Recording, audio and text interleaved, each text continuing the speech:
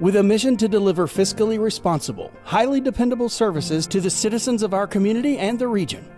With integrity and professionalism, this is the City of Albany Commission Meeting with Mayor Bo Duro, John Howard, Ward 1, Mayor Pro Tem Matt Fuller, Ward 2, BJ Fletcher, Ward 3, Chad Warbington, Ward 4, Bob Langstaff, Ward 5, Demetrius Young, Ward 6, with Interim City Manager Stephen Carter, City Clerk Sonia Tolbert, and City Attorney Nathan Davis. This is the City of Albany Commission Meeting. Good evening, everyone. Welcome to the September 2021 regular meeting of the Albany City Commission. Tonight we are honored and grateful to have Pastor Gary Sanders of First Mount Olive Missionary Baptist Church to give our invocation. Reverend Sanders is with us. If you would come to the podium, we'd appreciate it.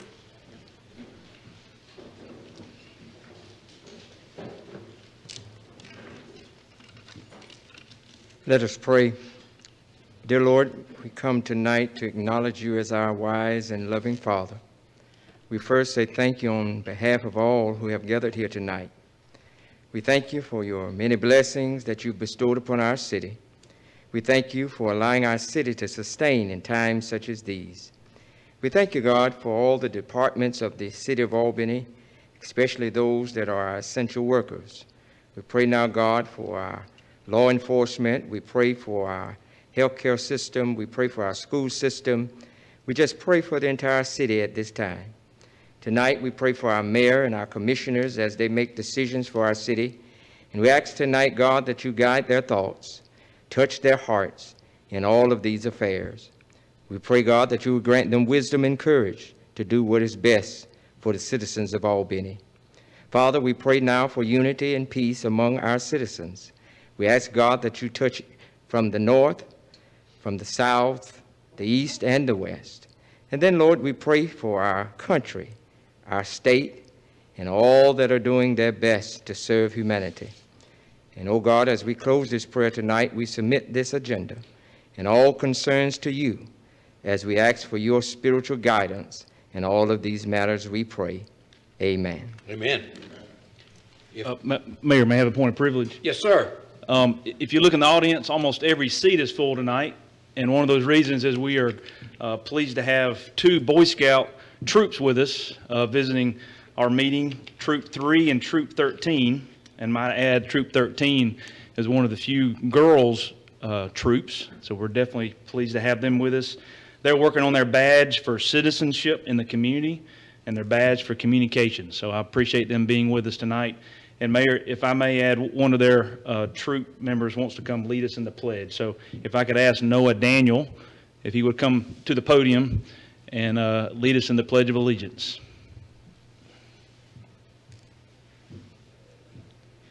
Please rise for the Pledge of Allegiance. I pledge allegiance to the flag of the United States of America and to the republic for which it stands, one nation, under God, indivisible, with liberty and justice for all. Thank you. Thank you, Mr. Daniel. I want to welcome all the Boy Scouts and male and female who are here tonight. I want to let you know that you can stay as late as you want.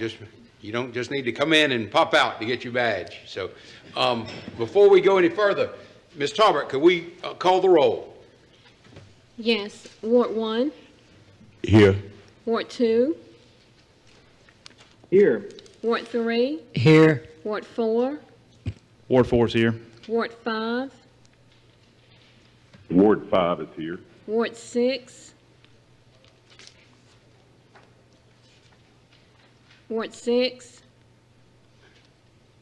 Mayor. Mayor is here. The first item on the agenda is for consideration, approval from the minutes of the August regular meeting. As the minutes have been circulated, everyone's had an opportunity to review the minutes. Any errors or omissions? There being none, the chair would entertain a motion to approve the minutes as presented. Move that the minutes be approve as presented. Second. Motion is second. Any discussion? There being none, we'll call the roll. Ms. Talbot? Ward 1, Here. Ward 2, Yes. Ward 3, Yes. Ward 4. Yes. Ward 5, Ward 5 is yes. Ward 6. Mayor.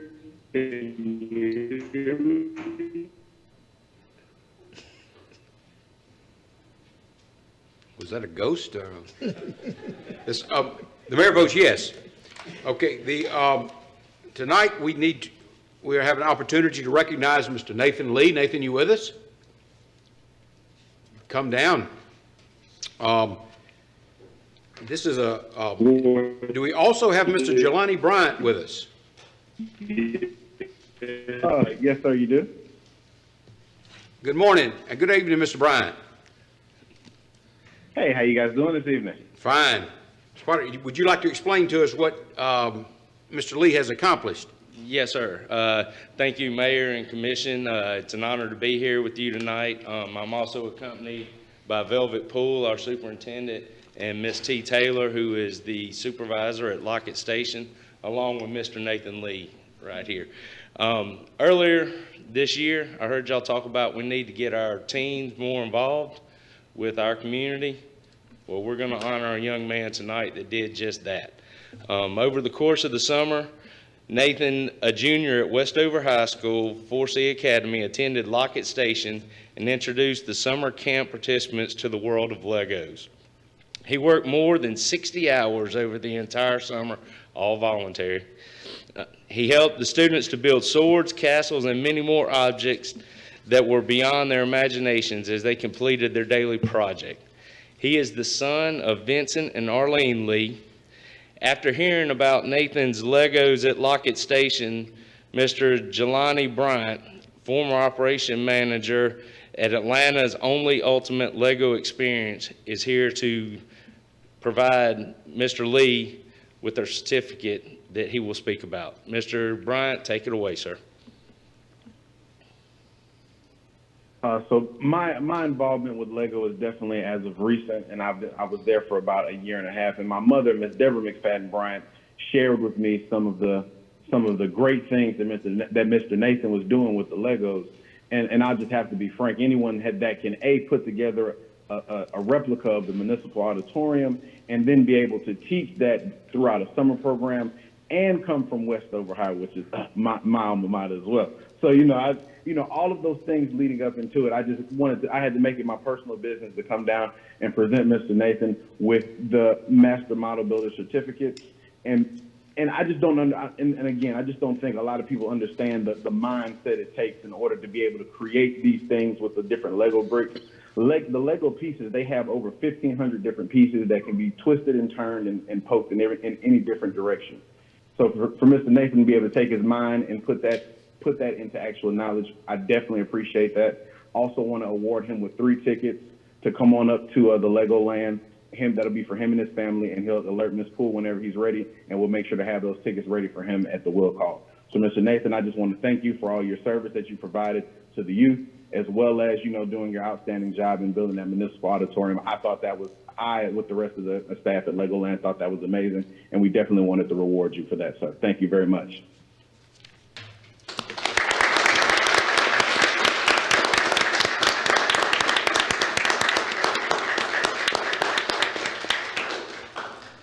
Mr. Lee, you don't have to make a comment, but would you like to? I'm just very thankful for Miss Velvet and everyone at Robert Cross and helping me to have this opportunity, so thank you. Well, we want to thank you. You see these pictures that you're working with the younger kids and getting them excited in something positive, and we appreciate what you have done, not only accomplished for yourself, but for the community. Mr. Taylor, would you like to make any comments? I would just like to say that I really appreciate Mr. Nathan, and the most important thing about Nathan coming out every day, Nathan made a difference in so many kids' life, and he took them to another level. Thank you, and thank you, Nathan. Thank you, Mayor and Commissioner.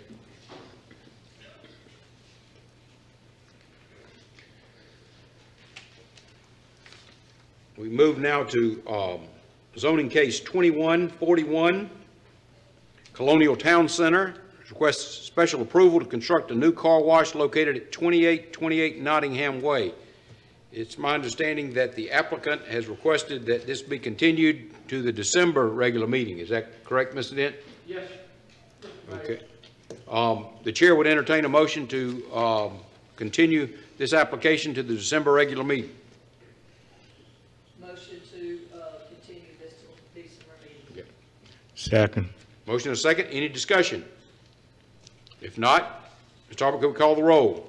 Ward 1, No discussion. Ward 2,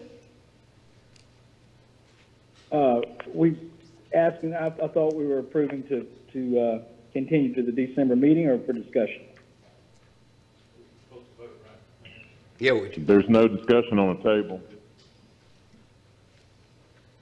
I'm yes on the table. Ward 3, No discussion. We're voting. We're voting to, okay, yes. To table it, correct? Yeah. Okay, yes. Yes. Ward 4, Ward 4 votes yes. Ward 5, Ward 5 votes yes. Ward 6. Mayor. Mayor votes yes. The next item is a request for special approval. Can I interrupt? Is there a date certain for the For table? the December regular meeting. Okay, Is thank you. that in a date certain? I guess we do know. Thank you. I thought we met the third. Well, y'all changed it, so we're bringing it at the next work session to figure out. Okay. We're only doing one work session and one regular meeting, yeah. Zoning case 2144, Kendris Harris and Lakeisha Harris request special approval to operate a daycare for no more than 18 children at 2510 Hilltop Road. Mr. Forgy, you want to give us a little background on this?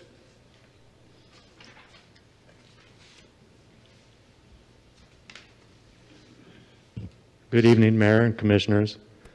Pardon me for leading over, but this microphone's a little low. This is a request to rezone, or excuse me, for special approval.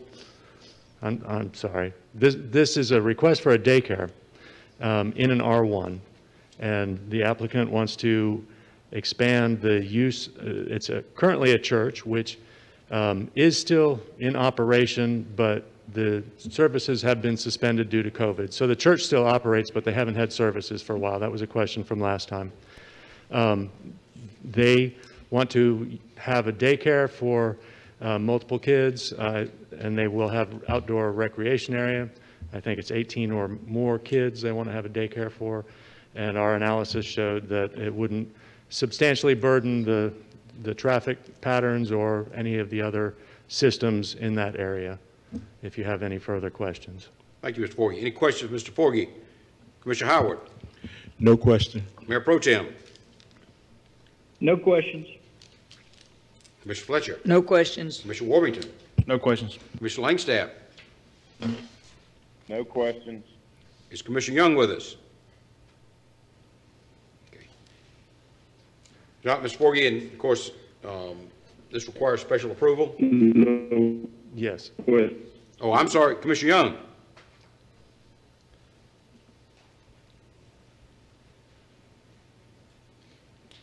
Okay.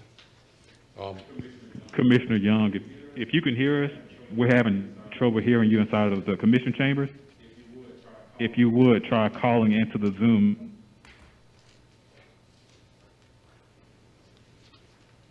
No questions.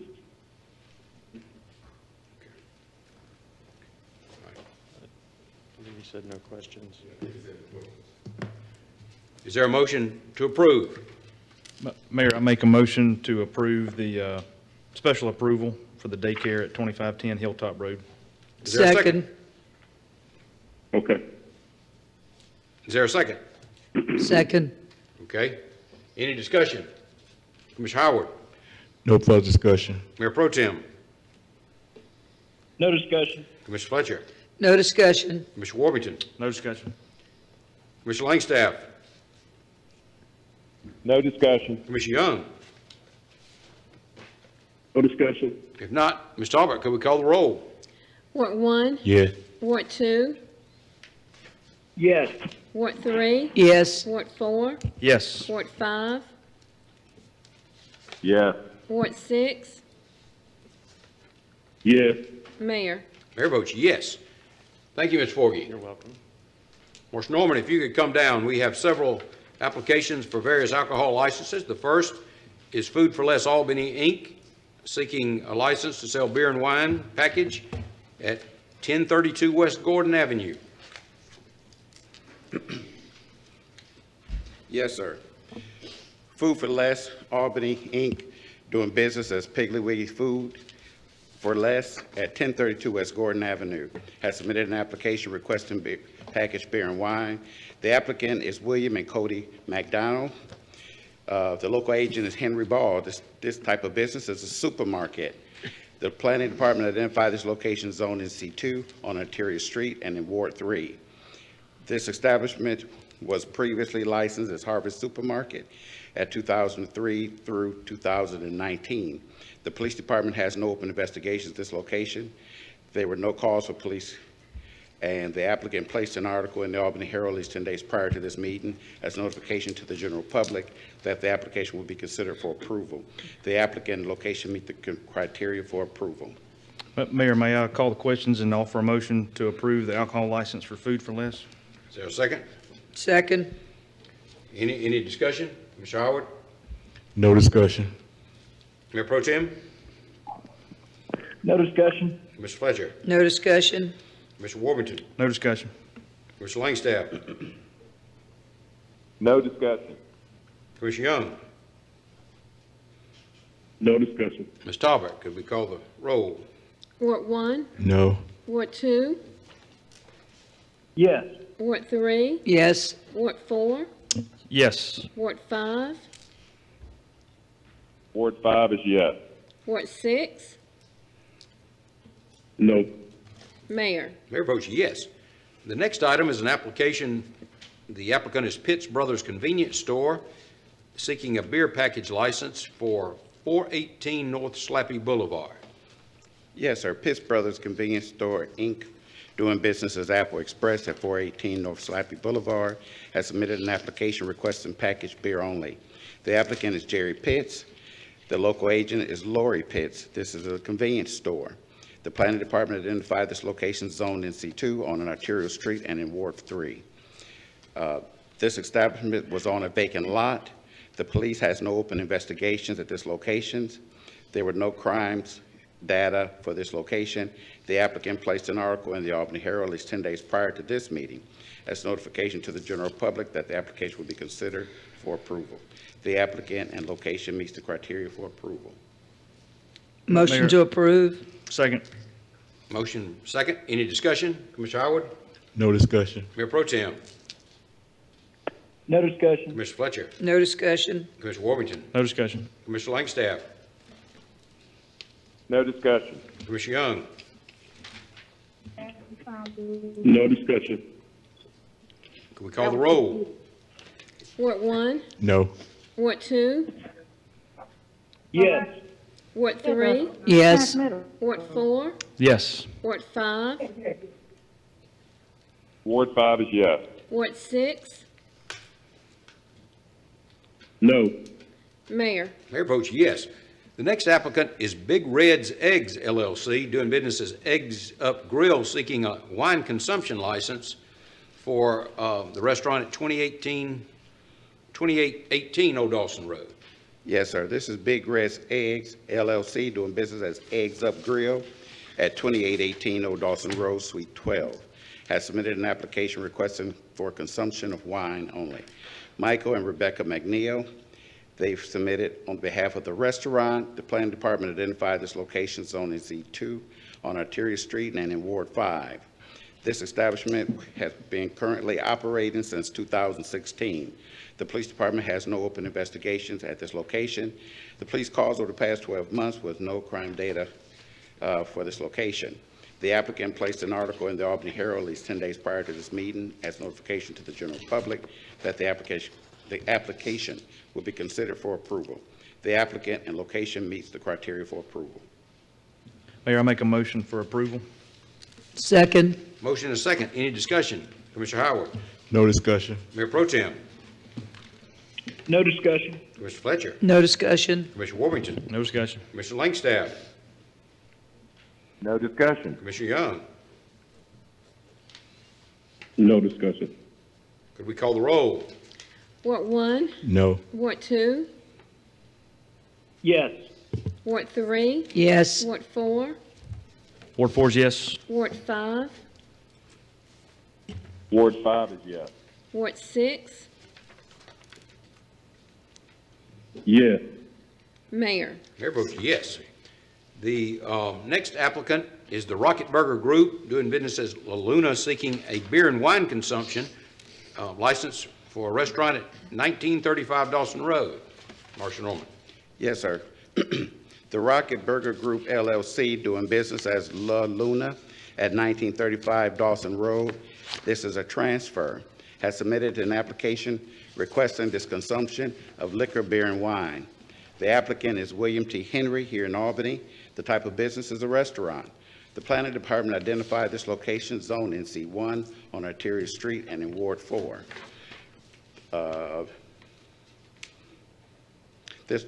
There is no distance requirement for a transfer. The establishment was previously licensed as Rocket since 2017. The police has no open investigations at this location. Over the past 12 months, there was 3 miscellaneous calls.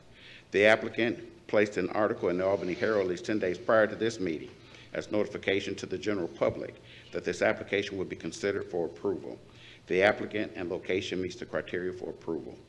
Mayor, I make a motion to approve this transfer of license. Second. Motion and a second. Is there any discussion? Commissioner Howard? No further discussion. Mayor Pro Tem? No discussion. Commissioner Fletcher? No discussion. Commissioner Worthington? No discussion. Commissioner Langstaff? No discussion. Commissioner Young?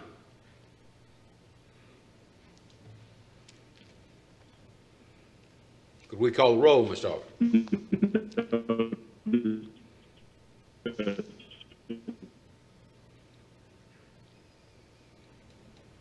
Ward 1, No.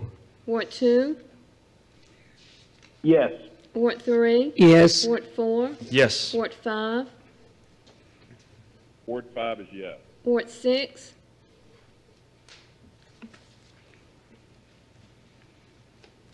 Mayor. Mayor votes yes. And the last application is Sahaj LLC. I think this is a transfer of a beer and wine package license for the convenience store at 1608 South Jefferson Street. Yes, sir. Shahaj LLC, doing business as HRH Mart at 1608 South Jefferson Street, has submitted an application requesting a transfer of packaged beer and wine. Manish and Sanjay Kumar Patel in Leesburg, and the local agent is Nathaniel Nichols Jr. This type of business is a convenience store. The planning department identified this location zone as C2 on Arterial Street and in Ward 6. There's no distance requirement for a transfer. This establishment was previously licensed as Coachman Grocery from 2005 to 2014, Butcher's Wholesale Mart Outlet from 2014 to 2019, HR Fashion from 2020 to 2021. The police has no open investigations at this location. Over the past 12 months, there was 1 property crime and 1 miscellaneous. The applicant placed an article in the Albany Herald at least 10 days prior to this meeting as notification to the general public that the application will be considered for approval. The applicant and the location meets criteria for approval. Mayor, I make a motion to approve this transfer of license. Second. Motion and a second. Any discussion? Commissioner Howard? No discussion. Mayor Pro Tem? No discussion. Commissioner Fletcher? No discussion. Commissioner Worthington? No discussion. Commissioner Langstaff? No discussion. Commissioner Young? I think Mr. Dawson's trying to get Commissioner Young on the phone.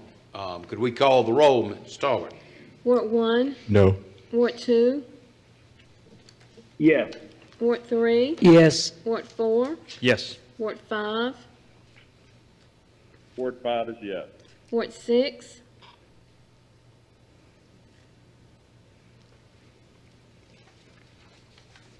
Mayor. Mayor votes yes. Now we need to take up the appointments. We have one appointment to the Downtown Development Authority. Appears we had two applicants to fill an unexpired term. It says ending April 2021. I guess that's wrong. But we have resumes submitted by Dr. Tripp Morgan and Evelyn Ross. Would any member of the commission like to nominate either or both of the applicants? Mr. Mayor, Yes. I would like to nominate Ms. Evelyn Ross. Okay. And I'll nominate Tripp Morgan. Okay, we'll take the names in the order submitted. We'll vote first on Ms. Ross. Mr. Howard. Yes. Mayor Pro Tem. Yes. Mr. Fletcher. Yes. Mr. Worthington. Yes. Commissioner Langstaff. Yes. Commissioner Young.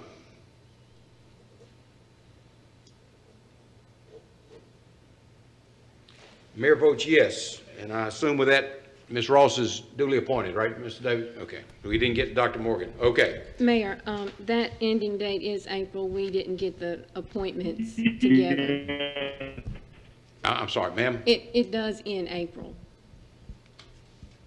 We didn't have the appointments on before then.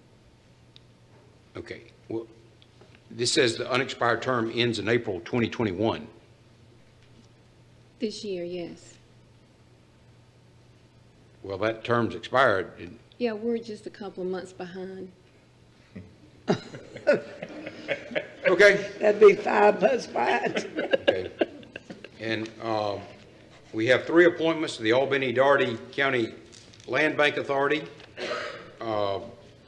We have Mr. Patrick Bush, wishes to be considered for reappointment, and Mr. Albert Etheridge seeks appointment, both for the term ending July 2023.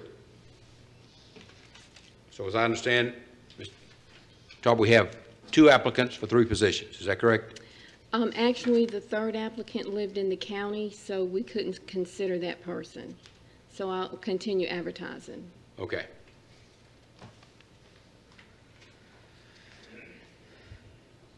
Does any member of the commission wish to nominate either Patrick Bush and/or Albert Etheridge? Mr. Mayor, Yes. I nominate Mr. Patrick Bush and Mr. Albert Etheridge. Okay. Second. Motion and a second. Let's first take Mr. Patrick Bush. Commissioner Howard. Yes. Mayor Pro Tem. Yes. Commissioner Fletcher. Yes. Commissioner Worthington. Yes. Commissioner Langstaff. Yes. Commissioner Young.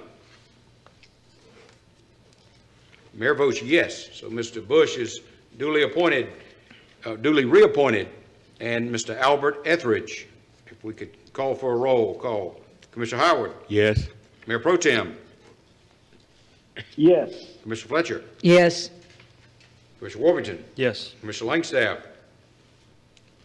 Yes. Commissioner Young. Mayor votes yes. So Mr.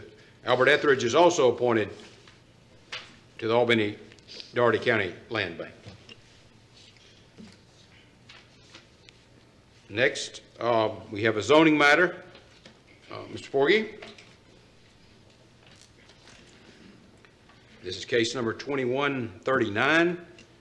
The applicant seeks to amend the zoning ordinance so as to change the status of the property at 1104 North Slappy Boulevard.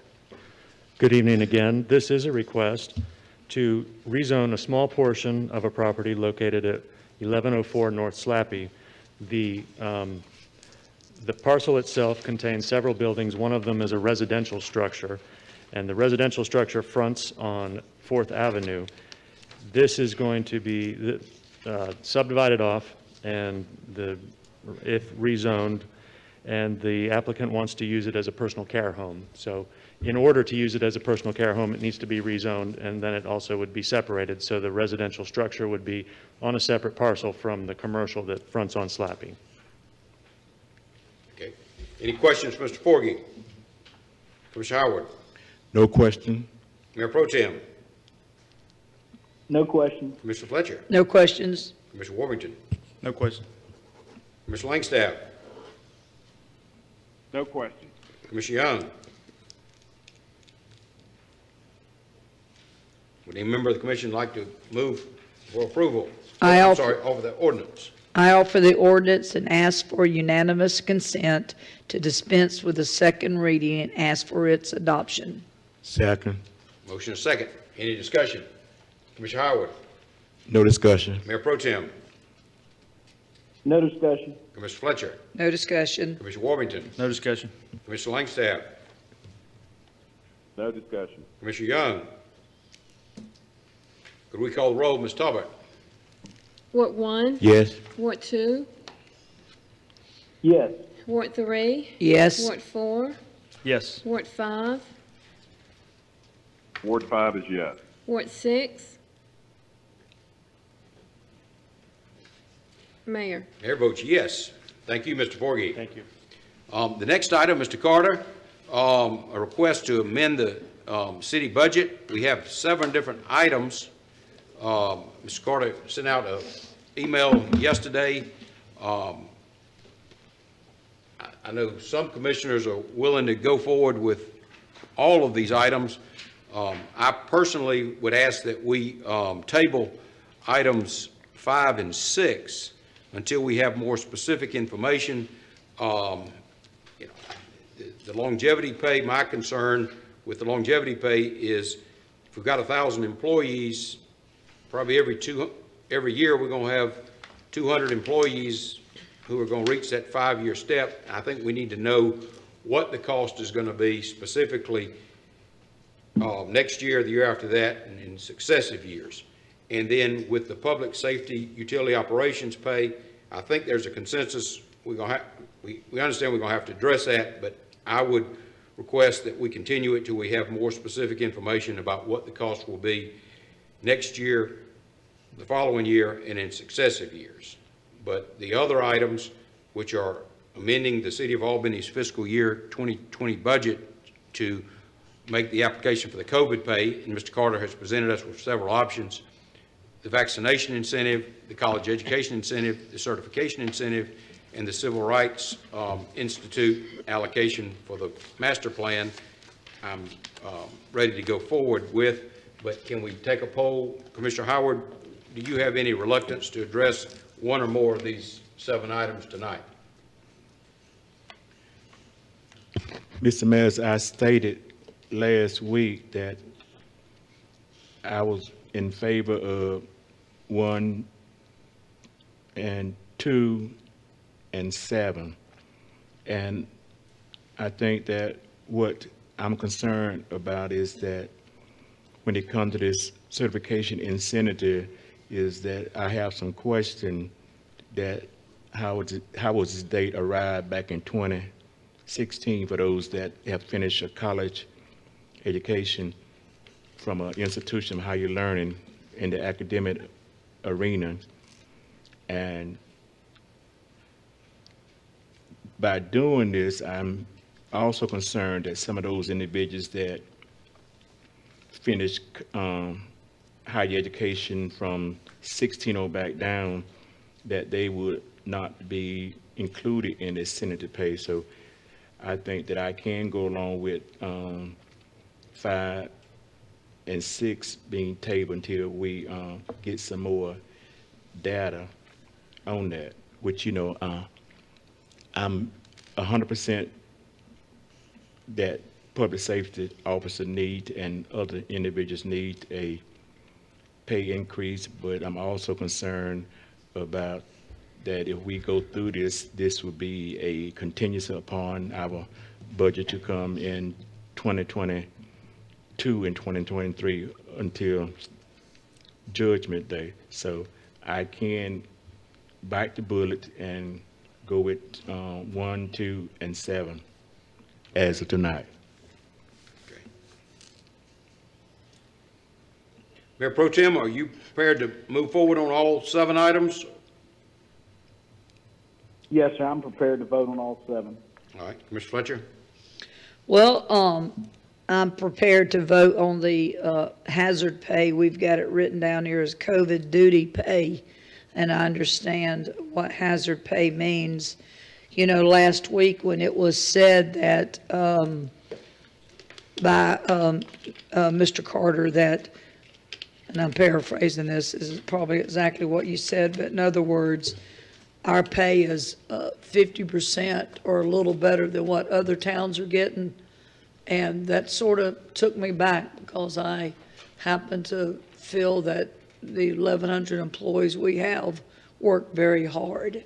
And I want to do everything I can. Officers' pay is first in my book. I've said that. I think we've all said that for a year, that you just have to set the cops aside, the patrolmen aside, because it's very difficult to get them positions filled, but then you've got all the others that are equally important. But when it was said that we were not meeting the mark of what other communities were doing, I want to know what the other communities are doing, because I know that I can pick up the phone to any department head. It just keeps coming back to my mind about public works. Why, you know, when Hurricane Michael was about, everybody, that was the people that was on the forefront. And I just don't see them mentioned in number 5. And I can't forget what they went through the 17, 18, and still going through it. So I'm okay with the hazard pay. You know, there was a few, education, I'm fine with that, but I didn't understand about the 2016 remark that was made. It just come at us really quick. 1 minute we were just sort of talking, and the next minute it was down here for us to vote on. And I like things broke down. So I'm going to listen to what the will of many of y'all say, but the hazard pay, yes. The others, you know, and I do the civil rights. I think we do know that we need to move forward with that study and look at that. But the rest of it, I just really want to sit down and really break it down and tell us what it means. Ms. Wright did send out the most current pay, Commissioner Howard, and it come too quick. I didn't have a chance to look at it. But again, I just want our people in Daugherty County, the city of Albany, to get what they earn. And it bothers me when I find out that our neighboring communities, which don't have half to offer what we have, are making more. So I'd like to dig deeper into that, and that's my piece. Thank you. So is that 1, 2, and 7 as well? No. You know, there was a couple of different discussions on the vaccination incentive, and I really don't know what we settled on. And if I missed that, I do apologize for that. Okay. So I just want an explanation of all of this before we just whip out a yes or no. But yes, 1 and 7, definitely. Okay. Thank Ms. you, Carter, sir. Yes, for the vaccination, we settled on 300. Okay. But All right. any of the questions that you guys anything that you got questions about, we have answers tonight. Well, so we'll be able to deal with whatever you want, but then, you know, it's up to you guys how you move forward with it. I think some of us have reluctance, and we'd rather just address these items. I'm trying to find out Commissioner Warmington, are you ready to go forward with everything tonight? I don't quite understand your question, Mayor. Are you asking, am I ready to deliberate and talk through each one of these and take a vote on each one? Yes. Yeah, I'm ready Okay. to talk and discuss all 7. All right. Commissioner Langstaff? Ward 5 is ready on all 7. Okay. Commissioner Young? Yes, sir. You ready to move on Ready to everything? move forward. Sir? Yes, sir. Okay. Well, I'm in concurrence with Commissioner Howard and Commissioner Fletcher, but if the majority want to move forward with every one of them, I guess what we can do, if somebody wants to table them, we'll take them one at a time. In sequentially. Yes, sir. Okay. So the first item is the COVID or hazard duty pay. Can you tell us about that, Mr. Carter? Yes, sir. Before we start, the first thing I'd like to say is, all the 1,100 and plus employees of the city, we're here to serve you and our citizens. And those things that will be laid out before you today are our effort to make sure that those employees that are here to serve you and our community are considered as far as their pay is concerned. The COVID duty pay, as it is presented, is a $1,500 one-time payment for full-time employees in a hazardous environment, a one-time payment of $750 for part-time employees in a hazardous environment, and $500 for all others. We're anticipating 627 employees would get the full-time hazard, 30 employees would get the part-time hazard, and 450 approximate employees would get the rest. The anticipated cost for that particular request is $1.25 million. However, there's a couple other options that has been discussed with this board, and the first option is $1,000 for full-time employees in a hazardous environment, $500 for everybody else. I think Commissioner Howard was the one that talked about that one. Cost of that one would be $886,000. And there's a second alternative also, which is $1,000 for all full-time employees and $500 for part-time and everybody else.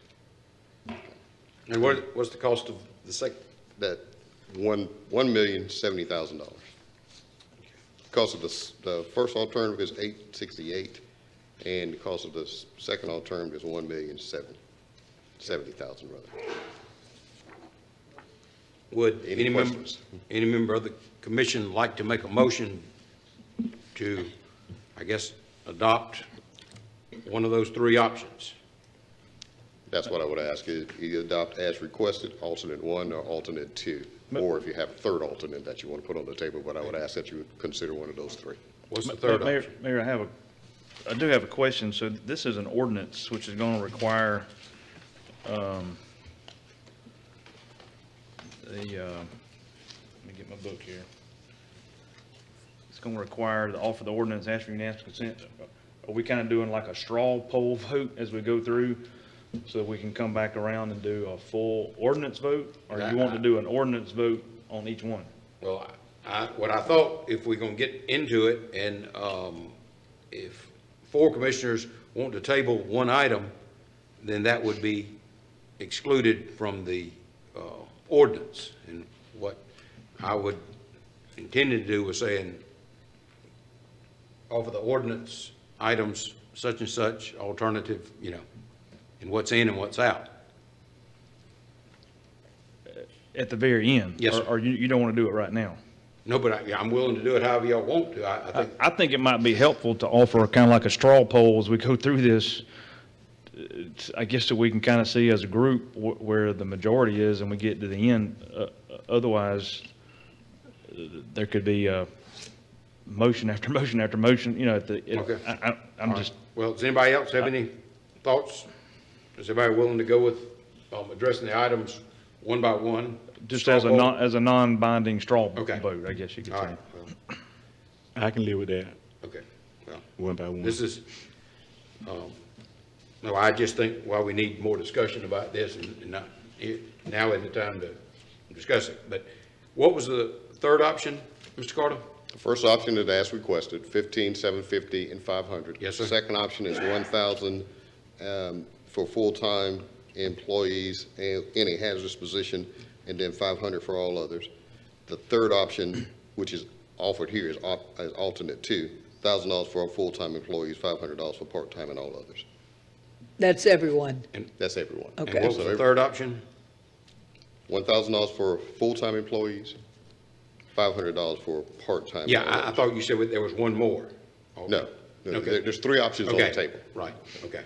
So really the difference between the second and the third one is the second one, you're saying 1,000 just a hazard.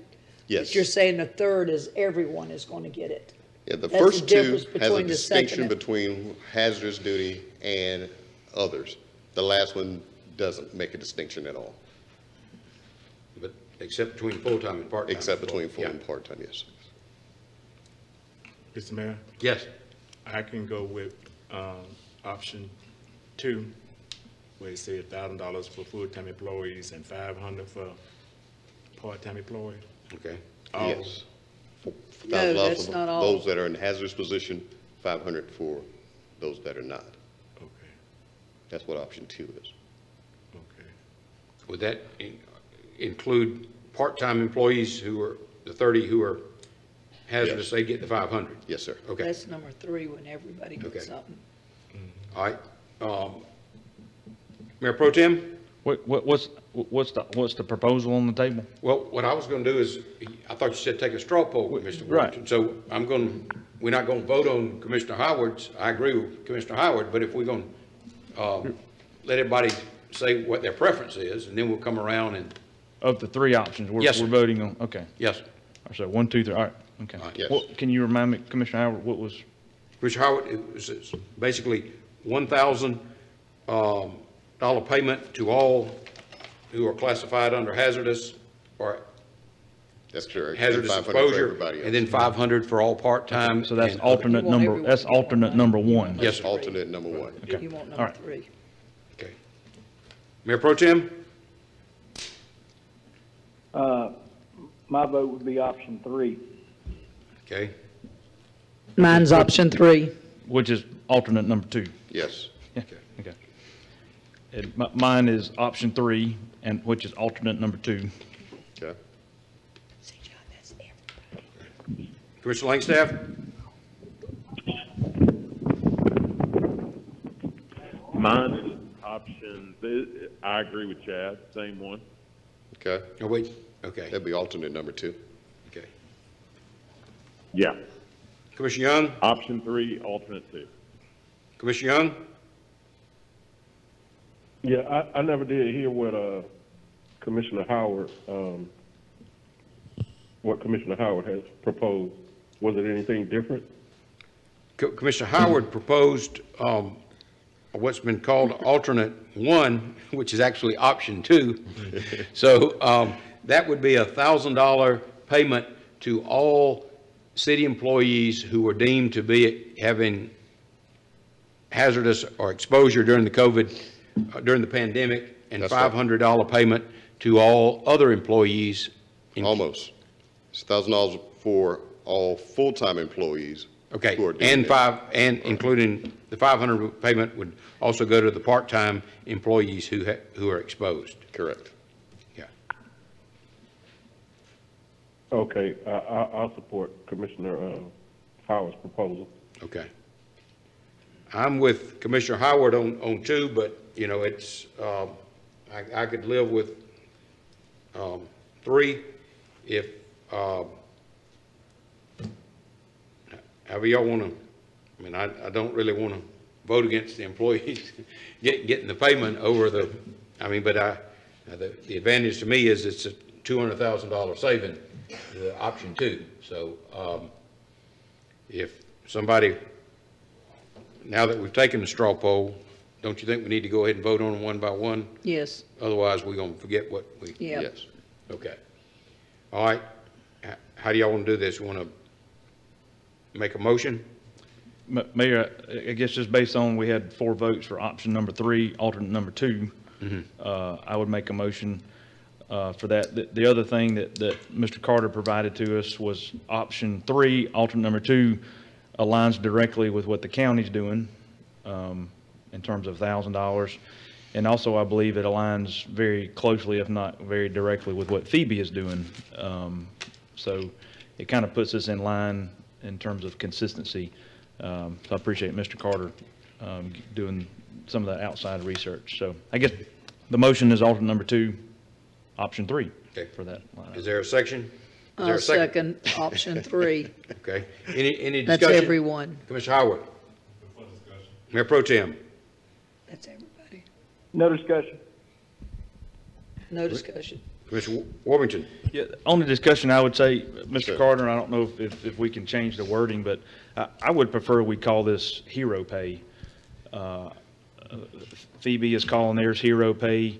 I did some research today, and a lot of municipalities, it's one thing to use the negative word, hazard, but really, I believe the positive word is a little bit better. So I don't know how we're going to, roll it out to the community or the employees. We don't have a problem But with that really, at all, in my opinion, everybody had a part of if you think of a wheel, every employee had a part of keeping our community together. Some were definitely the front line, so they were the big part of the spoke, but every spoke was important. And I think just calling it hero pay is, in my opinion, a good way to think about it instead of just thinking about it from a hazard standpoint. But Not that's a just, problem at all with that suggestion, because Sir? they are heroes for what they've done. I Well, concur. and just, I want everyone to know that I don't care what you do. Anybody that works, first of all, is appreciated, but in the last 2 years, it has been tremendous strain. And I really want it to know from the top to the bottom that they are very much appreciated. Thank you, ma'am. We appreciate that. Thank you. Commissioner Langstaff?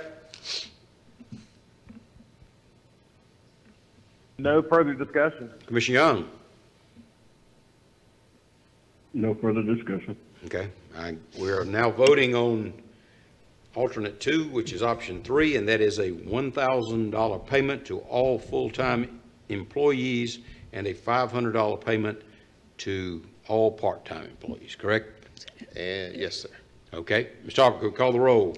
Mayor, can I interrupt? Is that going to waive the second reading also? Okay. Is that motion going to be to include waiving the second reading? Okay. Can we start over again? Can I say something on that? I thought what the agreement was that you're going to figure out what you wanted to vote on. Yeah. And then at the end, whatever makes the list, Yeah, but somebody have to make the motion for I that. think it would be easier if we just, Commissioner Warmington, if you just said, let's go ahead and enact up to 7 ordinances, okay? Yeah, I Instead of coming agree. back, okay, I will. because my idea initially was to put it all in a package, and I'm forgetting about what the 3 options of number 1 are, so, And if I may, there was. I keep up with it for you. all right. And Mayor, there's another clarification. I think Mr. Carter and I might have verbally talked about this, but hire dates. I think I suggested maybe anybody hired within the last 6 months would be considered in the $500 realm, meaning if somebody was hired yesterday, they wouldn't get they don't $1,000. qualify. Right. And Right. so kind of putting a date on the hire date. So I guess to expound on my motion, it would be $1,000 full-time employees that were employed 6 months in the past, and then the $500 would be for part-time employees and anybody hired in the last 6 months. That would be the 2 categories.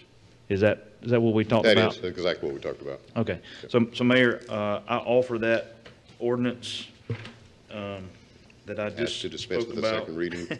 And ask for unanimous consent to dispense of the second reading and ask for its adoption. Okay, just for clarification, the ordinance would be a $1,000 payment to all full-time employees who were within the city's employment prior to June 30th. What was your cutoff date? It was 6 months. I Well, can't we remember said what 6 the- months, so Yeah, whatever. so that would be more like the end of April. Like March Okay, well, let's get the date here. 30th, March 30th? or really March 30th, because that's April, May, June, July, August, September. So Yep. March I'm counting on my 30th. fingers here. there would be a, It's March, You got March enough 30th, employed prior to Need March some more 30th. there's will be a $1,000 payment to all employees who are working for the city of Albany as of March 30th, 2021. Yeah, And I assume that would include, will it include the people who have retired since March 30th, 2021? Guess we have to, because we didn't even consider that in there. Okay. What I was looking for was active full-time employees. Yeah. So if you're not an active full-time employee, this does not apply to you. Okay, well, so we're not trying to reach get, back let's get that straight, because, I mean, some employees we talk, you're never gonna get complete fairness with this thing. Right. Because And you got- I signed somebody, a certificate today for somebody that's worked for 34 years, and they've been with us from the first COVID diagnosis, so, all right, Commissioner Warmington, I'll defer to you however you wanna. So I'm not following your question. No. I think he's trying to determine whether or not you want to. I said by the way I had worded it, if we have employees who had retired since March 30th, they would have been included in the $1,000 payment. I mean, I said anyone who is in the employ of the city on March 30th, 2021, any full-time employee. Okay. And that all employees hired after that day and all part-time employees will receive $500. I'm fine with that substitution and Is that clear modification. enough, Ms. Davis? Yes, sir. Okay. All right, is there a second? Second. Motion is second. Any discussion? Commissioner Howard? Mayor Pro Tem? Nothing further. Ms. Fletcher? No discussion. Commissioner Warmington? No, only discussion, Mr. Carter, so I guess when this goes to employees, it'll be on their pay stub. It'll be a separate check. Okay. So can I just make a recommendation that it states hero pay and not use the word hazard? Absolutely. Okay. Thank you. Absolutely. Commissioner Langstaff? Nothing further. Commissioner Young? No further discussion. Okay. We have an ordinance on the floor. Could we call the roll, Ms. Talbot? Ward 1? Yes. Ward 2? Yes. Ward 3? Yes. Ward 4? Yes. Ward 5? Ward 5 is a yes. Ward 6? Yes. Mayor? Mayor votes yes. The next item is a proposal to, it's called a vaccination incentive. Any employee would receive $300 if he or she is vaccinated on or before November 15th, 2021, and this would apply to all employees who have been previously vaccinated, fully vaccinated. Is that correct? That is correct, sir. This one's pretty simple. It's a $300 incentive. This matches what the county has done. It's a little less than what the school system has done, but it does have an expiration on it because we're trying to incentivize people to do it quickly in order to help our community and help our workforce. And the anticipated cost is $150,000. Okay.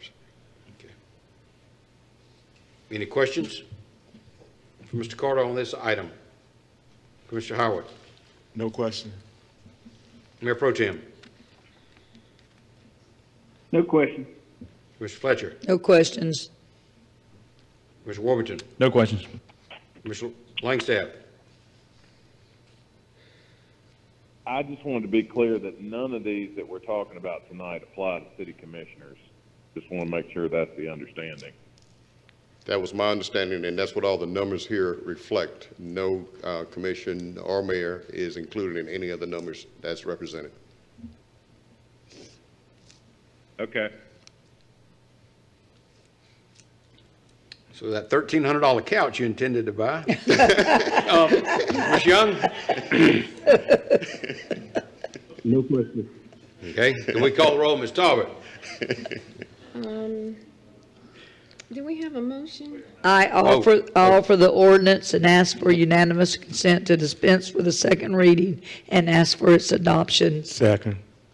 Okay, motion is second. Any discussion? Commissioner Howard? No further discussion. I'm sorry. Mayor Pro Tem? No discussion. Commissioner Fletcher? No discussion. Commissioner Warmington? No discussion. Commissioner Langstaff?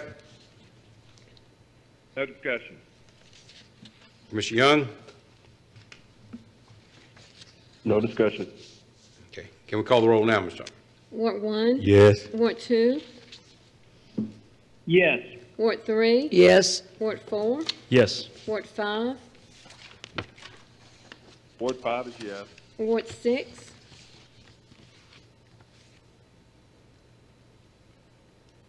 Ward 6? Mayor? Yes. Mayor votes yes. The next item, the next two items are incentives. This is for a payment to all employees who attain or have attained since July 1st, 2016, an associate's degree, a bachelor's degree, or a master's degree. And the payments would be $500 for the associates, $1,000 for the bachelor's, and $1,500 upon attainment of a master's degree. That is correct, sir. You explained it exactly the way it is intended to go. However, there is a caveat that we cannot pay for every master's, every associate, every bachelor's degree that was attained sometime in the past. Had to try to set a cutoff date on that when I anticipated July 1, 2016 will be a good cutoff. That's 5 years from today, 5 years from the beginning of the fiscal year anyway. And that way, we have a solid line in the sand that says what is eligible and what is not eligible. And I think there was some discussion needed on that particular item. Okay, any questions for the city manager? Commissioner Howard. Mr. Carter, in putting this together, do you have a raw ballpark figure, how many of those individuals will be from July 1st to 2016? Yes, sir. I provided those in the numbers that I sent to you yesterday. We anticipate, as is right now, those degrees haven't been vetted completely, but as it is right now, the associate's degrees is 35, the bachelor's is 42, the master's is 10. The master's how many? 10. Okay. And you did say that how you came up with this date, July the 1st, 2016, right? Yes, sir. It was 5 years from beginning of the fiscal year. Okay, that's it. Mayor Pro Tem? No questions. Mr. Fletcher? No questions. Mr. Warmington? No, just, I guess, making a statement. I mean, if you think in the last 5 years, I'm just doing some quick math, about 80 or 90 people have pursued furthering their education while employed at the city. I think that's phenomenal. It is. And I think it allows employees to advance themselves and to become critical thinkers and experts in their field of work. And that's just great to see those numbers, to reward those 80 approximate people. The only caveat I would make is that, and you might have said this, but it's not written, is that the city manager is the final determining person. Yes, sir. Whether it applies or not. And the process for this and the certification that we'll talk about next, it's not just, hey, I got a degree, I get paid. It's we're going to redefine our job descriptions, and those degrees and certifications will be included in those job descriptions. And yes, the city manager will be the final to sign off on those job descriptions as they're redone, so that we have a definitive, this qualifies or this does not qualify. It won't be left up to, somebody's got to interpret everything that shows up. Either it's in the job description or it's not in the job description. And I would say, so the city does have a reimbursement policy. Yes, I would sir. think that this item should be connected to the reimbursement. That Well, they work together, yes. Sir. Yes, I mean, if the city is paying for the reimbursement, then obviously this ought to be paid for as well. So I guess there is some link that both of those lie ultimately at your desk. Yes. As a city manager. They do. And the other thing that, the selfish piece of this with the city is that we get to elevate the requirements for our job descriptions. That's one of the reasons we want to redo those job descriptions as we do this. Yep. So we'll elevate the standards that we're requesting also. Okay. All right. That's it, Mayor. Commissioner Langstaff? Nothing further. Commissioner Young? No further discussion. Okay, and the ordinance, as previously mentioned, would be to make a payment to all city employees upon receiving an associate's degree, a payment of $500, $1,000 upon receiving a bachelor's degree, $1,500 upon receiving a master's degree. That's correct. Okay. Any member of the commission would like to offer the ordinance? I offer the ordinance and ask for unanimous consent to dispense with the second reading and ask for its adoption. I second. Motion is second. Any discussion? Commissioner Howard? No further discussion. Mayor Pro Tem? No discussion. Mr. Fletcher? No discussion. Mr. Warmington? No discussion. Mr. Langstaff? No discussion. Commissioner Young? No discussion. Can we call the question, Ms. Talbot? Ward 1? Yes. Ward 2? Yes. Ward 3? Yes. Ward 4? Yes. Ward 5? Ward 5 is a yes. Ward 6? Yes. Mayor? Mayor votes yes. The next item is a proposal to make a payment for certifications, some of which are apparently required for the operation of the city, to employees who attain and retain certifications to perform certain tasks. And the payment would be $750. Is that correct, Mr. Carter? It will be a maximum of $750. There are certain certifications that have kind of degrees to those certifications, and we're looking at starting that at $250, $500 for the intermediate, and $750 would be the max. Some of those certifications don't have those, and the $750 would be the max for those. However, again, the process is certifications that you already own back to July 2016. Again, the certification process is the same as with the education process, has to be written into the job description for that particular job that's being performed. And as you alluded to earlier, there are certain jobs within our city that requires us, or at least some of our employees, to have certification for us to operate as a city.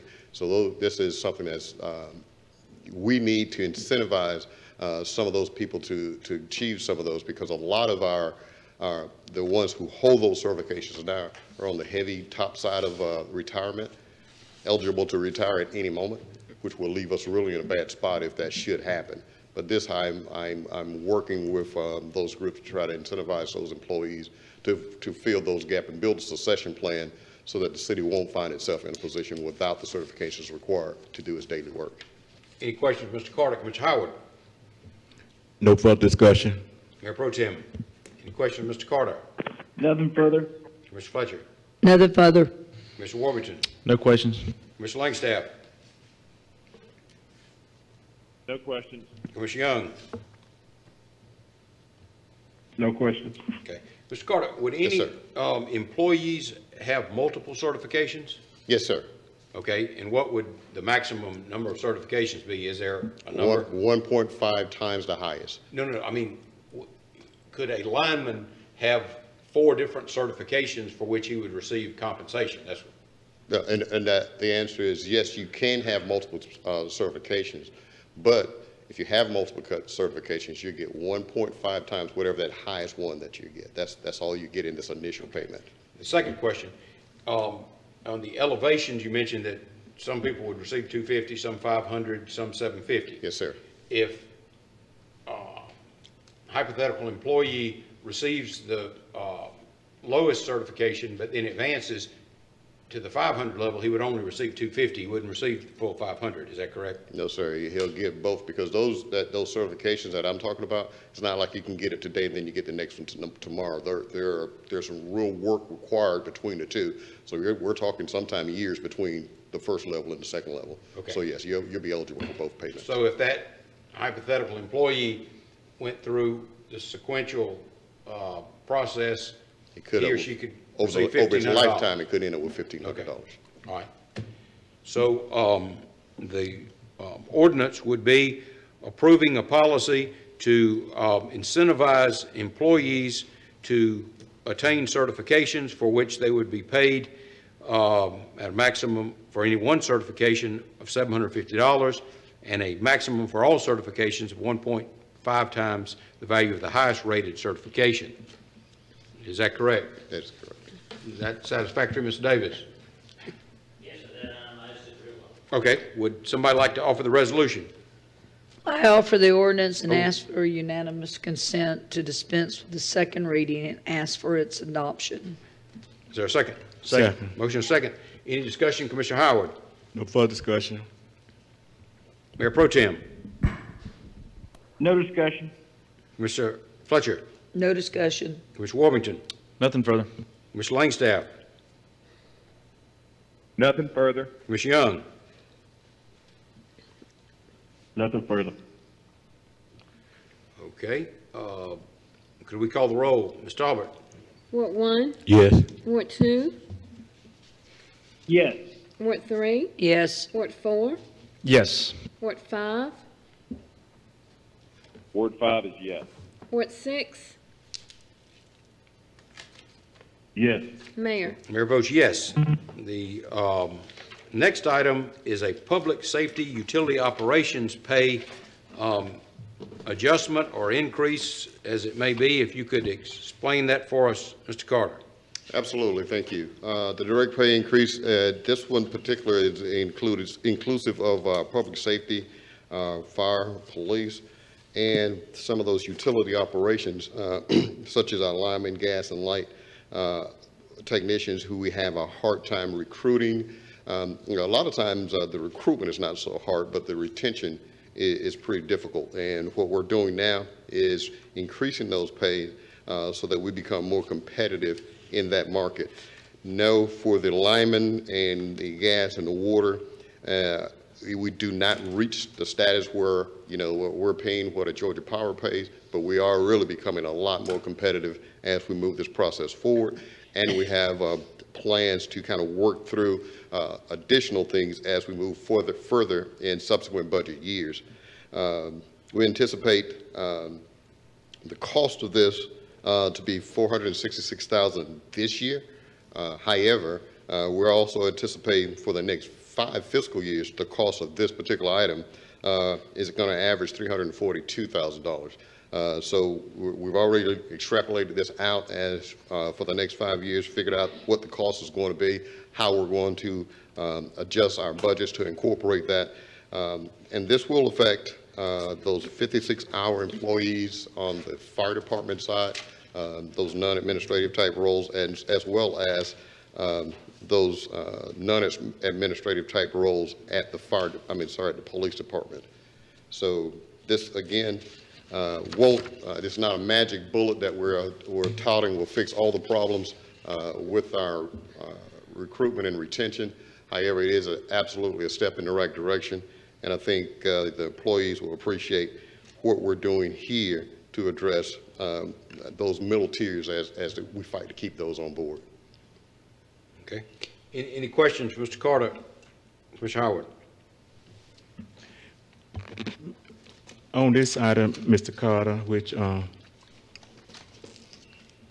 I get the gist of it, but at the same time, I am of the opinion is that we should look at all employees.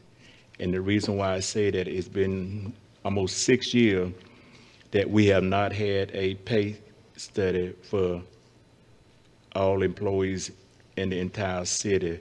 So this is a good idea, but in good faith, I think that I want to be inclusive to say all employees should be looked at, and it is time overdue that we do a pay study for all employees. That's it, Mr. Mayor. Can I respond to that, Mayor? Oh, sure, certainly, yes, sir. I absolutely agree with you, sir. If it would be within the budgetary allowances, I would love to see everybody move forward. We did do a 2.5% increase across the board for all city employees, which they really appreciate you guys stepping forward and doing that for us. So that did help some, but there's still some work to be done in other areas outside of this.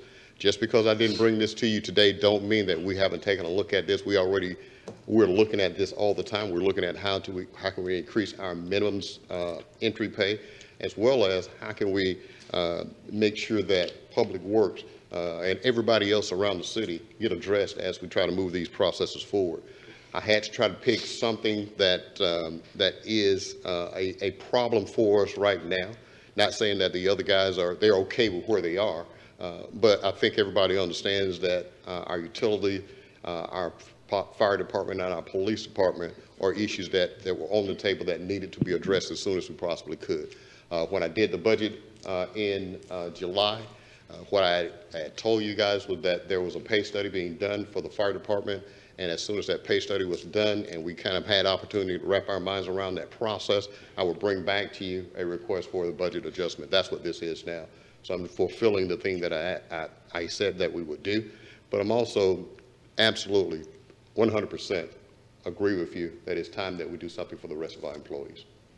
And Mr. Carl, just to piggyback on what you said, is that I think the last pay studies citywide for employees was back in 2014. 2015? 14. And we still have this firm that have a contract that will be exhausted on 11/30/21. And I don't know if it was a one-time cost or if they decide to do a pay study for all employees, we just have to pay for the maintenance. So since this contract is still, this firm is still up until November 30th, 2021, I think we should exhaust them and ask them to do a citywide pay scale. I understand about public safety, utilities, and pay, but at the same time, I'm a firm believer that it would create division, and there's an old saying, paint everybody with the same brush. Thank you. Mayor Pro Tem, any questions for Mr. Carter on this item? No questions. Mr. Fletcher? Well, how many fire will this affect? I think it was 140 if I had to, 140 firemen. Well, 140 firemen would, okay. How many policemen? 150. How many utility workers? 25. Okay. You know, I don't think it's put us in an awkward position because it's almost like damned if we do, damned if we don't. Yes. And it's and the way it was brought about, I have heartburn with the way it was presented to us. Okay. You know, because there's not a person up here that I wish we could give our fire and our utilities and our police and our public works. I wish we could be the city that people would say we need to pattern ourselves after Albany, Georgia, after Dougherty County, but we're not. You know, and I want to know why we're not. You know, I mean, sometimes I look at all this great equipment we buy, you know, and are we going to get to the point where, you know, I really don't want this fire truck. I want these firemen to have X amount of more dollars. Right. And it's just, you know, and public works, I mean, I just can't go back to it. We are losing, you know, we're losing workers to individual private companies. You know, that's not a position that's easy to fill. How many vacancies do we have in public works? I can get that number for you. I can't call it off the Well, top I of my bet it's head. pretty high. I mean, Mr. Carter, I bet it's pretty high. It's higher than I would like for it. I can Yeah, tell it you that, is, yes. you know, and then I'm gonna tell you, if we had to ask how many, we probably have called Public Works more than we've called Fire Department. You know, I can't probably really say that about the police because we call them for speeders, et cetera. And utilities, we call them when we have an outage or something down, and we've really been lucky the last couple of years. We've just, thank God, we've been lucky on that, but I just don't, you know, I want the people from Public Works and everybody to know that just simply, you know, you look at this, they were left out of this. They were left out of this. And you say this is going to cost us, I lost the figure. What was it? $466,000. How much? $466. I mean, you know, how much more would it have cost us if we had thrown Public Works in there? And I just, I don't see why. I mean, we're going to do what's right by the police officers. We're going to do what's right by the fire department. We're going to do what's right by the utilities. You know, but I don't understand why we can't do what's right for Public Works. And I'm just going to, I'm not saying that for no other reason, but I probably know as many people in the Public Works Department as I do the others, because Absolutely. they are in every time we have illegal dumping or some kind of load of crap that some of our constituents do that has the most disrespect for this community and their neighbors. They are the ones out there with their hands Yes, ma'am. picking that up, and I just cannot for the life of me understand why they're left out of this boat. Can I You know, say something to that, Nick? Yes, sir. Thank you, sir. I absolutely share your concern, and I love the passion that you have for that group because they are an amazing group of people. Anytime I call on them, anytime you know, or any of you call them, they show up. They show up every time. They don't complain about it. They don't compare about what the weather is or what's going on around them. They do the work, and I'm very appreciative of that.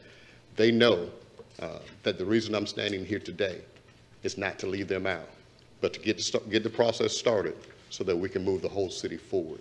But I can guarantee you that these employees, and for the city of Albany, know today that even though I'm just asking for police, fire, and utilities right now, that they are on my mind, and that I will not, under any circumstances, leave them out in the rain. I think they realize that about who I am, about the conversations I've had with them, Stacey Rowe and his team. I can guarantee you that they know that even though I'm standing here asking for one thing today, that they're still on my mind, and we'll make sure that they're taken care of also. Can you make a commitment that if this thing moves forward, that we will never hear these three again without Public Works being in there? Say that one more time so I can make sure what you just asked me. If this was to move forward, if it was to get the number of votes it needs to move forward, the next time this is brought up, which pay will be brought up until everybody in this community feels like our people are getting what they deserve. The next time around, are we going to see Public Works still swimming in a dinghy behind the boat, or are they going to be in this boat? Oh, absolutely not. What I can promise you is, if I bring anything else to you, it's going to include everybody, not just this group. Because what I'm trying to do now is get this group to stabilize, so then I can bring everybody else along. So what you'll get from me is, once we do this for this group is going to be fine. However, it is my goal to make sure that everybody else come along, Public Works and everybody else. So there will be no child left behind when this initiative comes forward again. So knowing that Commissioner Howard and I have as much concern for Public Works as the rest of them, Absolutely. You'll look at that pay study that you said is till November 30th of this year? So if we want to commission a pay study, don't have a problem with that. Just remember, when you commission a pay study and those things become public, people are going to expect you to do something that pay study says. Well, so we got 17 studies downtown and we've done that, so I understand not doing something. Yeah. All right, thank you, Mr. Carter. Thank you. And sincerely, I appreciate your passion for it. Thank you. Commissioner Howard has said all the Boy Scouts have clearly earned their badge in the hour and a half. So I hope you all have enjoyed the meeting, but I wanted to invite you to go ahead and step out. We appreciate it, but if you want to stay, you're welcome to, but please come back. I do want y'all to notice that there's probably just as many women, if not a little more. Thank you, ladies, Girl Scouts. Yes. Yes. Commissioner Warburton? Oh, my turn? Yes, sir. So I guess my comment with this item, I guess it's kind of a question, kind of not, but this is such a dynamic group that even with a pay study, things are changing as we speak. I was in Atlanta this weekend, and I swear, maybe somebody challenged the algorithm on my Facebook. I think I got an ad for every police agency in Metro Atlanta, and we're just trying to keep up. So Yes. it's not about, we could commission a pay study, but in 6 months, everybody else is moving so fast that we're going to be even further behind. So my comment with this is maybe it's COVID, maybe it's just culture, maybe it's what's going on in the world, but public safety is out there. I mean, there's the aggressive pace of pay scales and pay, and the numbers are out there. I wish I had a piece of paper. I probably could have told you the 20 agencies that I got ads. They put their starting pay, they put it all out there, and so.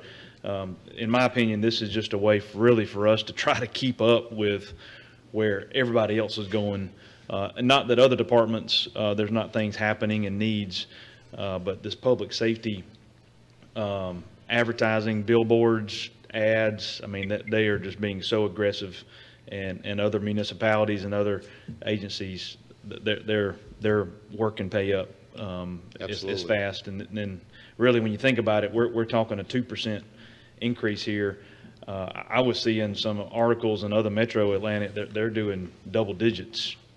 And so really this 2% is really just a way for us to try to keep up with just what's going on all around us. But is that a fair statement? Are you seeing that from other municipalities and other agencies and networking of friends in the world of city government and county government? Absolutely a fair statement, but across the board, not just with police. What's happening right now across the nation, police is kind of under siege right now. The crime rates all around the country are going up, and anytime those things start happening, they become a commodity that is of high demand. And because they're of high demand, they have the option, especially once they're trained, to go anywhere they choose to go. So what we want to try to do is make Albany attractive, not just to the ones that are here, but to the other ones out there also. Because there are some other things that we're trying to package around that police officer or our employees in general, to make being a city employee a valuable thing, not just, hey, it's a ho-hum thing. We go to work every day, oh yeah. But because of what we're really looking at doing, trying to look at that full 360-degree employee, we want to build some things around that employee that you can't get unless you work for the city of Albany. And what we're doing tonight as far as public safety is concerned, absolutely, sir. Those guys they have opportunities that you wouldn't believe. And matter of fact, a lot of them will, if you try to penalize some for leaving earlier, a lot of agencies just go ahead and pay that for them also. So those things are happening. And this don't get us ahead of the game, but it keep us in the game. And that's what I'm trying to do at this point. That's it, Mayor. Commissioner Langstaff? Nothing further. Commissioner Young? Nothing further. I just want to say, I don't think we've adequately addressed what we're considering tonight. You look down, you're spending $4 million. But this decision hadn't been fully costed. And we understand this is going to have an impact on future budgets. Yes. I mean, Mr. Carter's given us the figure $332,000. But it's going to be more than that, because all of these officers, all of these employees are going to get the same raise as everybody else. What we need to remember, at a college professor, he said, Americans want simple answers to complex problems. What we need to do is look at some of these exit interviews about why these cops are leaving. Money is only one factor.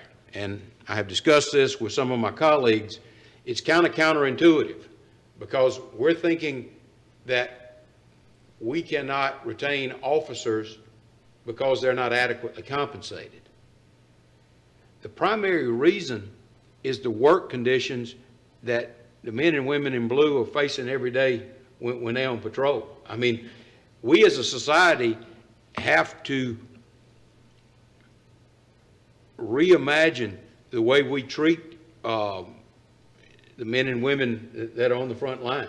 And that might not be true for the people in the room tonight, but it's certainly true for the public at large. One thing we need to understand here is the applicant pool for qualified law enforcement officers is decreasing, because people who traditionally were attracted to law enforcement aren't following it as a profession.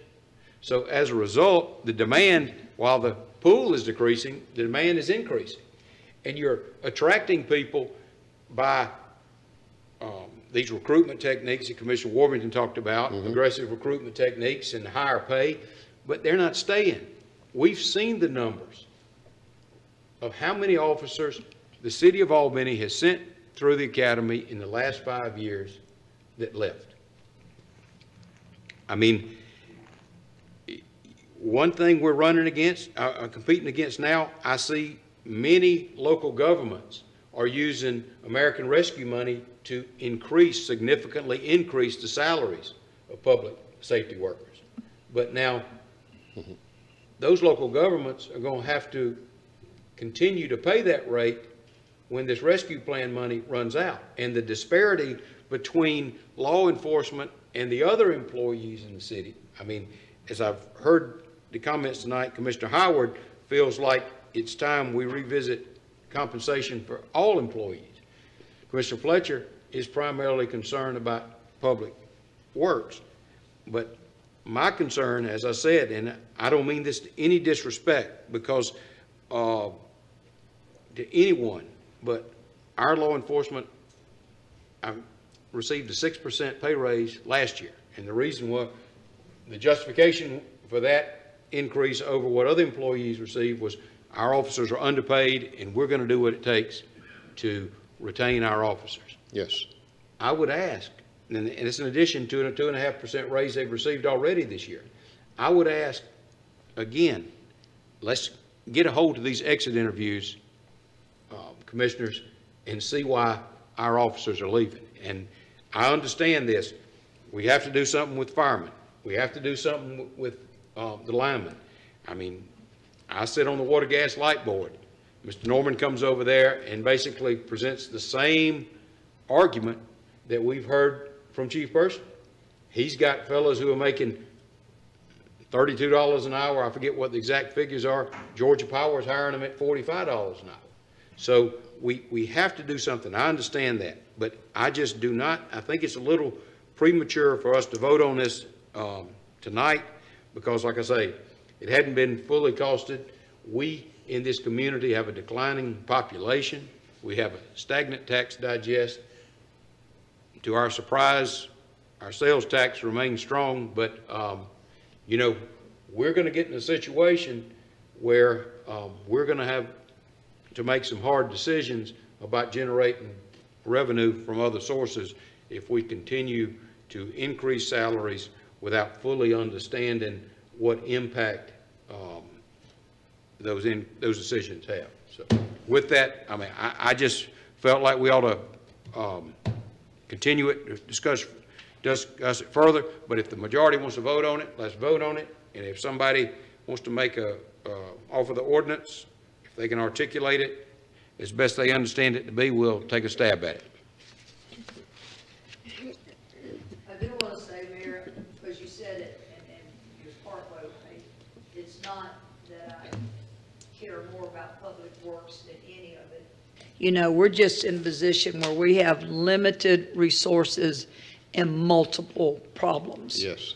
You know, and the limited resources are going to get, I mean, our population is getting older and we're not moving newer ones in and our problems are getting bigger. So I don't want anyone, I mean, I'm sure it'll be whatever they want to say. I know where my heart's at. You know, I just, you know, you have to look at reality. And right now, you know, our officers have had an 8.5% raise in the last year. And I'm with, and I've had some exit officers call me and tell me why they left. And I'm going to be honest with you. I don't hear money too often. I mean, you hear money and, let me put it that way. You hear money and we just have to, if we're going to continue doing this, we just have to get it right. And there's just not been, it's great. It looks great on paper, but I'm with the mayor. We need to just really sit down and break it down and get some of these people in front of us. This is just tough, but I don't want anyone, please don't say that I don't care about the officers, I don't care about the fire, or I don't care about utilities. I saw what they pure hell in utilities when it's lightning and storming. Yes.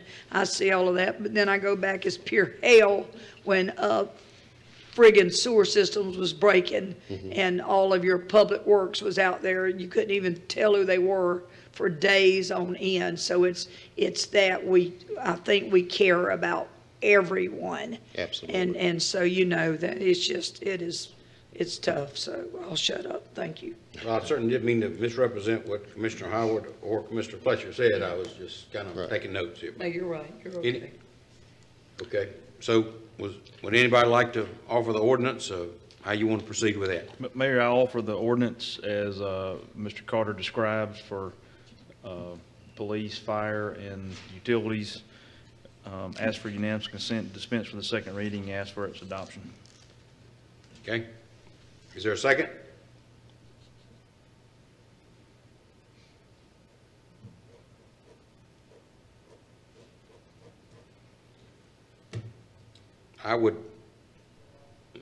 There being no second, you have to have a substitute Mayor, motion. excuse me, we couldn't.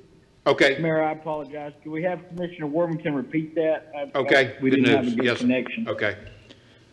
Yes, I offer the ordinance as Mr. Carter described for the direct pay increase and ask for unanimous consent to dispense for the second reading and ask for its adoption. I second that. Motion is second. Any discussion? Commissioner Howard? Mr. Mayor, no further discussion. I think that I expressed my views, and I'm willing to stand for what I believe in. Okay. Thank you. Mayor Pro Tem, any discussion? No further discussion. Ms. Fletcher? No further discussion. Commissioner Warrington? Nothing else. Mr. Langstaff? Nothing further. Ms. Young? No further discussion. Okay. Call the question, Ms. Talbot. Ward 1, No. Ward 2, Yes. Ward 3, No. Ward 4, Yes. Ward 5, Ward 5 is a yes. Ward 6, Yes. Mayor. No. Okay. So the ordinance passes 4-3, is that correct? Yes. Okay. Next item would be longevity pay. And if I understand this proposal, at every 5-year increment, each employee would receive an automatic one-step pay increase. Yes, sir, as long as they have meritorious service during that 5 years. Yes. Okay, all right. Was there anything else you want to explain about that, Mr. Carter? No, sir, that's basically it. Again, there's a cutoff date for this one, and we had established July 1, 2021 as the cutoff date for that because, we have employees that have been around for a long time, and what I'm trying to do now is address things in the future. I really can't address everything that has happened in the past, so I can't make this retroactive for, every 5-year increment that every employee should have, if this was enacted, several years ago, I can't go back and try and take up for all those. Now, there is an alternate that has been proposed on this one, and there's only one, is to ensure that there's no one left without anything because of the way the anniversary will line up. For those employees between 6 and 15 years of service, we'll add a one-time payment of $500. For those employees above 16 years and above, you're at a $1,000 one-time payment. But that still does not change the actual implementation of the longevity increase itself. Okay. Any questions, Mr. Carter? Mr. Carter, Yes, sir. you given us some numbers, but what I'm concerned about, and I don't mind sharing my view, is that these steps in this process of what we are doing in increment, that these will be some continuation, right? Yes, sir. My question from a business point of view, can we continue to sustain this? Absolutely, sir. I've worked with our finance department and we've vetted these numbers. Let me say this for the record. I will never bring you anything that I can't substantiate this year and as we move forward. That's the reason that a lot of these things that I'm talking about tonight, we address as one-time payments because we have the money on hand to take care of those one-time payments. There's only a couple things on here that is going to be a cost recurrence for the life of that employee. That is the longevity pay and the direct pay. So yes, we've actually looked at what the cost of this is. We've looked at how we're going to make the budget absorb that over the next 5 years. That number has already been provided to you is what the average of that is for the next 5 years. And we're also looking at what our attrition rates are. We fully vetted the process. We didn't just haphazardly bring you a set of numbers that was not completely vetted through what we think is going to be the life of this. Mr. Carter, the only thing I'm going to say is not to get words out of Commissioner Fletcher and the mayor, is that some kind of way we as elected bodies got to sit down and do some critical thinking, and Commissioner BJ and the mayor alluded, is that where are we going as a city? that the mayor said that our tax digest is not growing. The population certainly has, almost 9,000 individuals have left this city in the last 10 years. It's sensible to bear in mind that it may be just a little higher than that. So I think we got to look at it from a business point of view, is that we want to make sure all of our employees are treated fair and to not be included in some of these raises that we are doing on longevity, because at the end of the day, employees will call us and tell us that we made bad decisions as elected officials. And I hope that some of these decisions we are making tonight will be in the best interest of all citizens, not just a few individuals that in certain departments. Thank you. Yes, sir. This particular option has the potential of touching every employee if they remain active with the city. So this isn't excluding anyone. We just had to establish a date to start. That's all this is. That's it, Mr. Mayor. Mayor Pro Tem? Nothing further. Mr. Fletcher? Well, you're going to be throwing me in the fountain by the end of this night, but I wouldn't do that to you. This is another avenue that we talk about. And then I remembered, I don't know, Commissioner Howard probably could tell us this, about 3 years ago, we had whole 3 months of talking about performance pay, how it was going to work. Boy, we're going to do it. And it just stopped. Mm-hmm. No explanation, no nothing. They're probably still getting a performance written up, but the performance pay, which the commission really thought, now, you know what, this is fair. They're getting rewarded for what they do. Right. So, why did it just stop? Because there was such internal turmoil about it that it became more troublesome to continue than to just quit. The employees themselves didn't really get behind the process. Not all of them, but a certain segment of our employees really didn't get behind that because they felt they had been not properly judged. That the work that they've done should have been marked at a higher level. So that subjectiveness in that process really created a problem for some of the internal employees themselves. So you mean the good old boy network didn't work for some of them? Now, and exactly how do you see this one working? I mean, explain to me exactly what you're talking about with this number 6, longevity pay.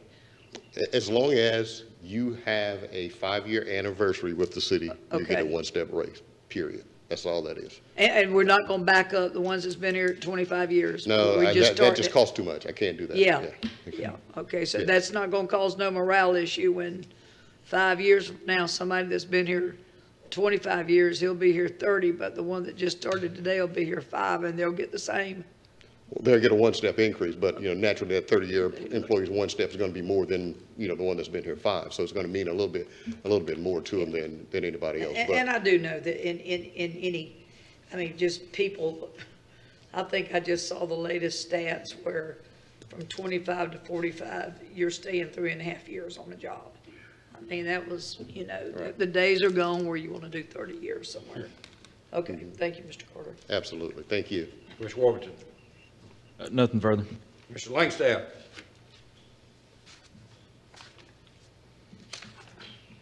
Nothing further. Ms. Young. Nothing further.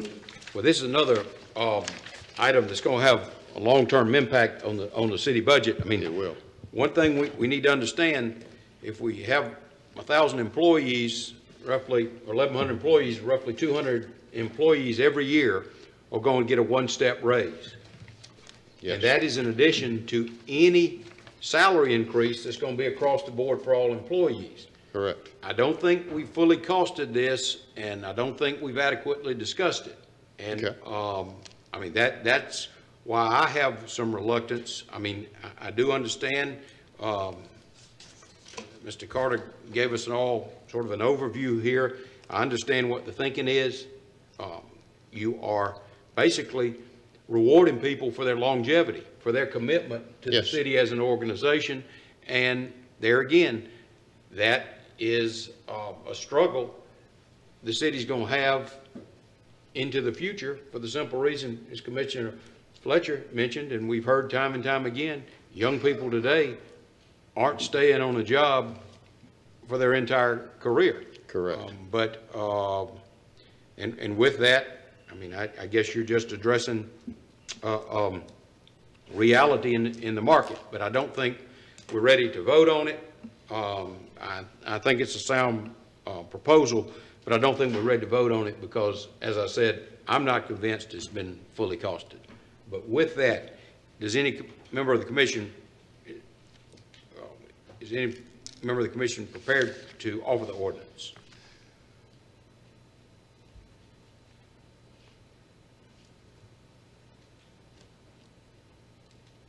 No. Okay. Well, if not, we can just table this item. Yes. And address it at a later date. The next item is a budget amendment that I have requested, a $35,000 allocation to finance the master plan, revised master plan for the Albany Civil Rights Institute. Correct. Okay. Any questions for Mr. Carter or myself about this? Commissioner Howard. Mr. Mayor, since this is your young baby in the city, before we vote on this, do you know, is the civil rights is it still open? Yes, I think they have reduced hours, but yes, they have. They still function. They're not open all the time, though. Yeah. They're what now? They're still functioning. They're just not open every day. And they don't have a director as of yet? No, sir. No. Not since Mr. Wilson retired. They have not had, but you know, they were closed for over a year. Yeah. Right. COVID from March to, I think, July.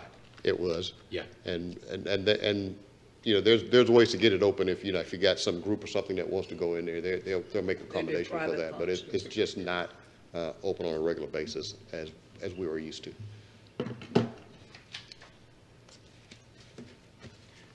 Mr. Mayor, I'm gonna use your judgment, but have some concern. Okay. Mayor Pro Tem. Yes, just to confirm that we were voting on that this would go out for an RFP. We're not voting on actually dispersing funds to any particular group that would do the study. We're just voting to approve to go out for an RFP. Yes, sir. Okay. No other questions. Thank you. Ms. Fletcher. No, I can get behind this. Thank you. Ms. Warburton. Just certainly agree with what you're trying to do, Mayor, but just, is the contract going to be with the city, or is the city going to transfer or pay the funds to Civil Rights Institute and they administer?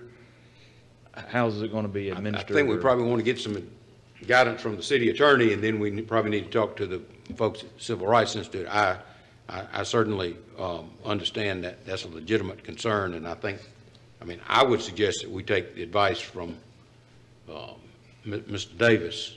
We'll always defer to the legal advice based on the way this functions. This will be motel, hotel tax, same way we do the other allocation to them. Now we can participate and help with that, but that would not be a project under the city's purview.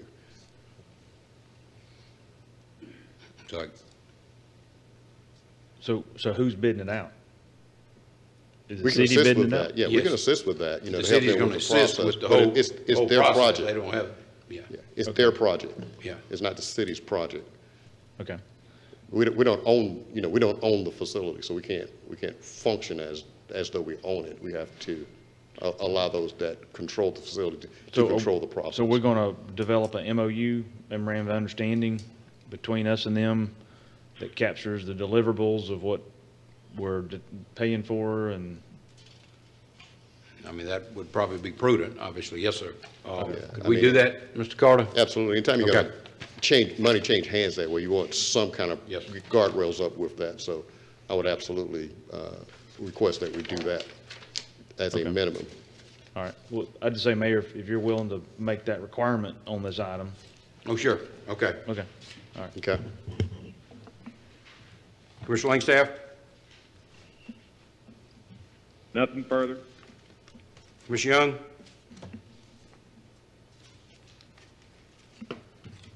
Nothing further. Okay. So, I would, It's,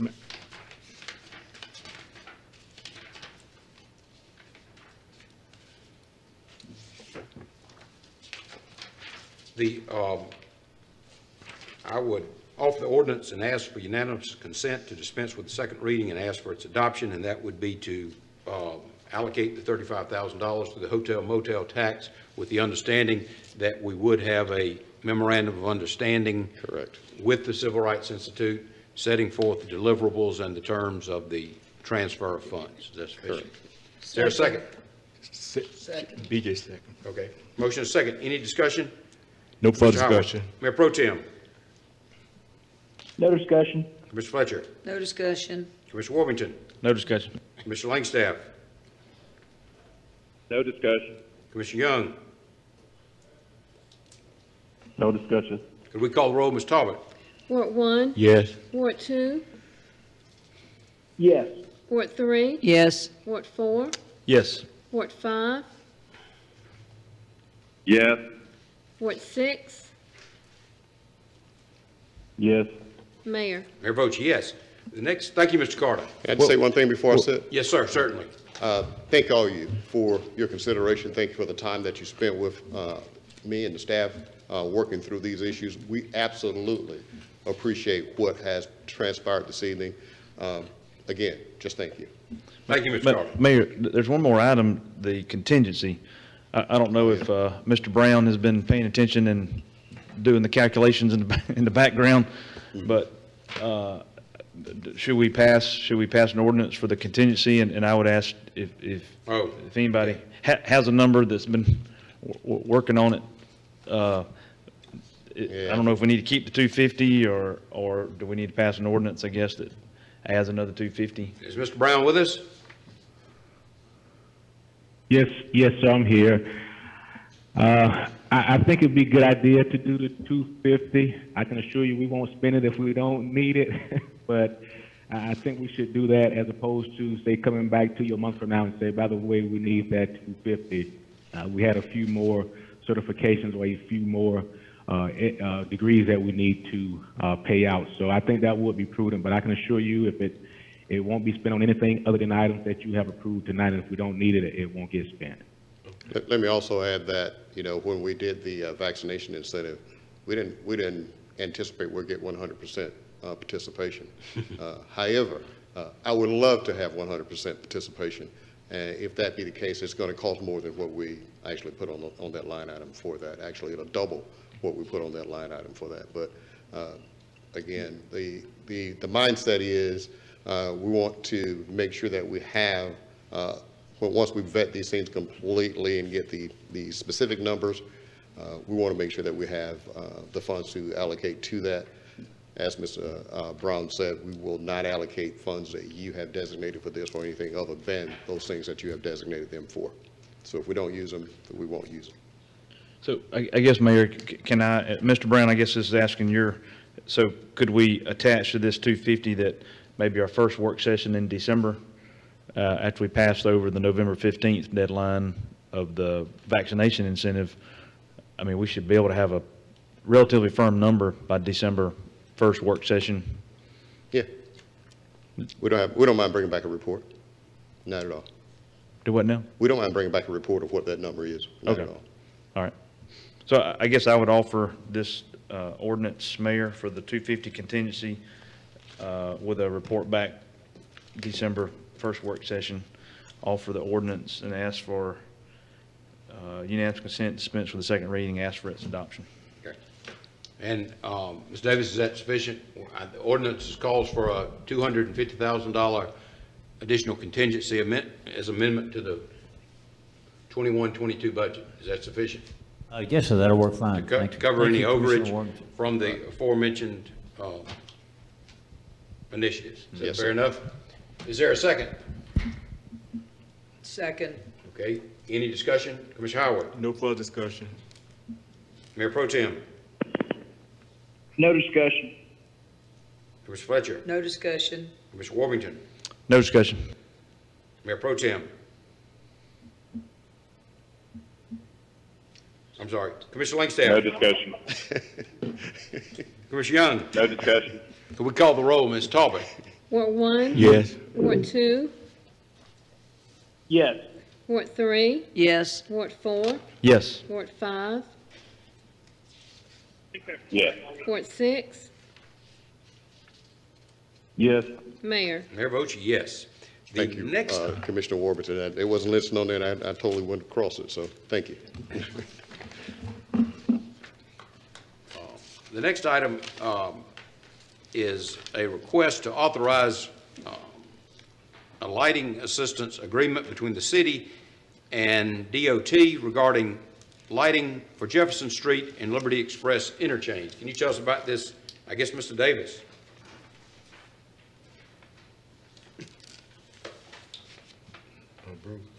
Can we just do all of them together?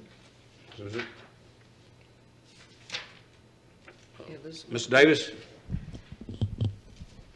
I don't know that I have a lot of firsthand knowledge about this. Okay, so Mr. Maples with us? I just know this is the one, I don't know the Yes, sir, I exact am. details, where GDOT is going to put in all of the equipment, do the installation, pay for all of that.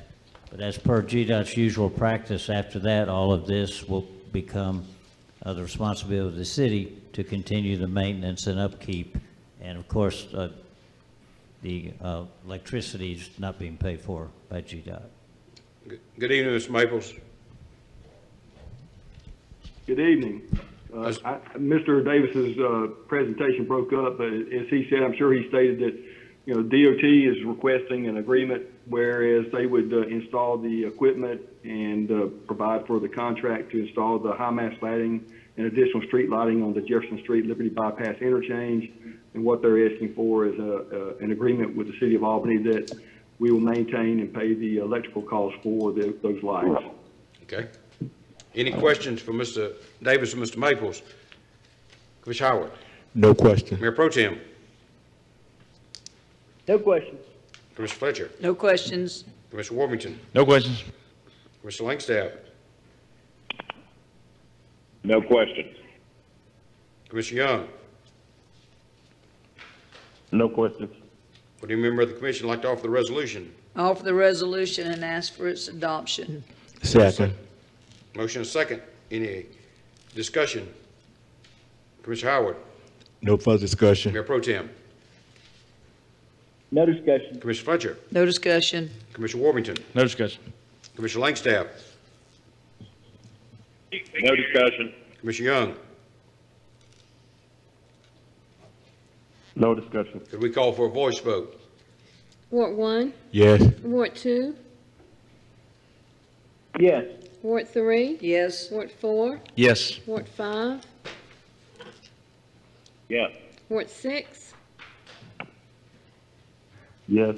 Mayor? Mayor votes yes. And the next item is a proposal to install speed tables on the blocks to the north and south of the 800 block of Lippett Drive. Financing will be T-Splost, estimated cost of $40,800. Is that right, Mr. Maples? That's correct, yes, sir. Okay. What can you tell us about At this? At the last session, we presented and you approved the speed tables for $28,686 for the 800 block of Lippett. There was one correction to the agenda item. We were directed to go do an additional study on Lippett Drive to verify that the speeding was continued outside the 800 block. We did do that study, and the 85th percentile was 41 miles per hour, and so it did meet the criteria for speeding. So it's presented back to you for your consideration to complete Lippett Drive for putting in 6 additional speed tables at an additional $40,800. So to reiterate, Mr. Maples, we did do a speed study, and it confirmed that It did confirm that the speeding was continuous on the entire length of Lippert Drive, Yes, sir. Okay. not just in the 800 block. Okay. Any questions for Mr. Maples? Commissioner Howard? No further question. Mayor Pro Tem? No questions. Commissioner Fletcher? No questions. Commissioner Warrington? No questions. Commissioner Langstaff? No question. Commissioner Young? No questions. Any member of the commission would like to offer the I resolution? offer the resolution and ask for its adoption. Is there a second? Second. Motion is second. Any discussion? Commissioner Howard? No further discussion. Mayor Pro Tem? No discussion. Commissioner Fletcher? No discussion. Commissioner Warrington? Nothing further. Commissioner Langstaff? Nothing further. Commissioner Young? Nothing further. Can we call the roll? Ms. Talbot? Ward 1? Yes. Ward 2? Yes. Ward 3? Yes. Ward 4? Yes. Ward 5? Yes. Ward 6? Yes. Mayor? Mayor votes yes. The next item on the agenda is consideration for approval, the 2022 Public Employees Group Health. Mayor, Yes. may I have a point of privilege? May I offer the resolution 3 through 7? And I can call them out. So I guess, let me get my wording right. I'll offer the resolutions and ask for its adoption. The resolutions are number 3, approval of the employee group benefits plan. Number 4, the Beatty Woods drainage improvement. Number 5, Lake Cornelia property. 6 is GDOT supplemental agreement. And 7, Albany Transit drug and alcohol policy update. I second that. Okay, we have unanimous consent to move the slate. Would that be the way to say it, Mr. Davis? Yes. So that'll look good in the record. Thank you. Okay. Do we have unanimous consent? Commissioner Howard? Yes. Mayor Pro Tem? Yes. Commissioner Fletcher? Yes. Commissioner Warrington? Yes. Commissioner Langstaff? Yes. Commissioner Young? Yes. Mayor agrees. Can we call the roll? Ms. Talbot? Ward 1? Yes. Ward 2? Yes. Ward 3? Yes. Ward 4? Yes. Ward 5? Yes. Ward 6? Yes. Mayor? Mayor votes yes. The next item is a conditional item. It is a proposal to install speed tables on the 2600 and 2700 blocks of Yorktown Avenue. Mr. Maples, can you tell us about this? Yes, sir. We were originally asked a while back to do a speed study on the 2600 and 2700 blocks of Yorktown. We performed those studies. The 2600 block did not meet the speed requirement. The 85th percentile was 32 miles per hour. The 2700 block met the requirement. The 85th percentile speed was 35 miles per hour. The neighborhood was provided the petition forms. The petition was returned, but the petition did not meet the criteria. It's being asked to bring back to your attention whether it's consideration under the revised traffic calming policy as to whether you want to install traffic calming measures in the 2600 and 2700 blocks of Yorktown. Total cost would be for 6 speed tables, $40,800. Okay. Any questions for Mr. Maples, or would you like to make any comments? Commissioner Howard? Bruce, what did you say that the total cost would be? For the 2 blocks, if you put 6 speed tables in, which is what meets the design criteria, it would be $40,800. Did he say 40,000? 40,800. Okay. Mr. Mayor, let me speak less than a minute. When you look at the speed tables, and this will not be I'm pretty sure this will not be the first one that the commission will override, the study. But in reference of the way the city population is changing and the housing population are changing, is that when we tried several times to get the homeowners would agree to it, but the property owner or the renter would not agree to it. And with the areas, particularly in East Albany and the south side and other parts of the town, is that when you got areas that are highly concentration of renters, and a lot of them, unfortunately, may be on Section 8 or Grappa, that they won't sign it because, and then the property owner of the house will not sign it. And this is a typical neighborhood. Unfortunately, a lot of individuals that stay in the 27 and the 2800 block of Yorktown are senior citizens, and the ones that are left there, they're widows, and you have every other month houses going up for sale, foreclosure, things of that nature. So what I would suggest is that in the near future, because we are going to get, I got inundated this weekend with about traffic calming, things of that nature, is that we go out and do the study, and as the chief mentioned one day last week, that he would see fit that we do it in areas that where you got roads that may be a half a mile long and it's not a stop sign, because you can rest assured, because drivers in today's world are not going to obey speed limits unless they see a police there. So I would ask that this commission see fit that we approve this tonight for 26 and 2700 block of Yorktown, and you can rest assured those senior citizens would certainly appreciate it. And the one that would definitely appreciate it, she turned 89 this month. Mayor Pro Tem, any questions for Mr. Maples? Yes, sir. Just to confirm, it was breaking up a little bit. You said that the first block, it did not meet the speed study, and then the second block, it met the speed study, but did not get the petitions signed, the signatures. Is that right? Yes, sir, that is correct. Okay, that's all. Thank you. Commissioner Fletcher. Well, Bruce, I want to ask you something now that Commissioner Howard brought this up, because, you know, we've got areas that you're looking at, and it seems like the avenues that we have when there's maybe a couple of stop signs in between, that's the ones that's not meeting the studies, because they're having to stop, then they speed back up, then they stop.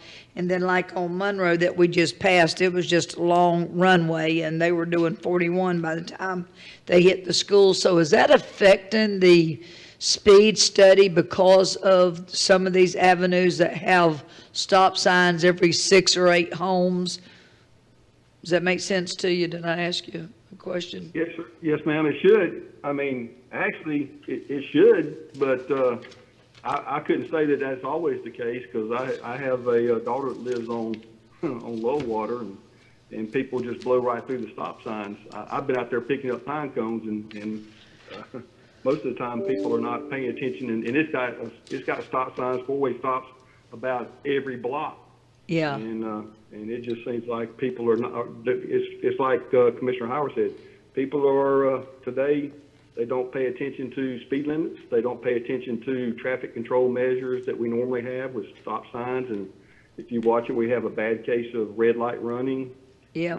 It's when you read the Institute of Transportation Engineers reports that are coming out, it's not just Albany. Everybody says Albany is horrible, but it's not just Albany. It's I've seen it. nationwide. Yeah, There it's seems to everywhere. be a total disregard for traffic control and following, adhering to speed limits. So it's a nationwide problem. Okay. All right. Thank you, sir.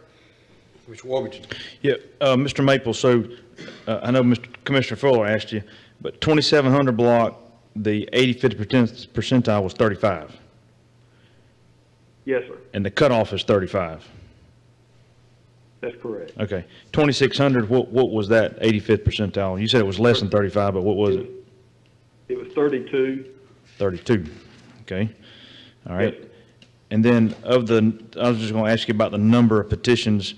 What was the total number of petitions? Like, how many did they total, and how many was returned? And if Mr. Breedlove is on the line, he can tell you if he has the petitions in front of him. I don't have them in front of him. Ken Breedlove. Yes, sir, I'm here.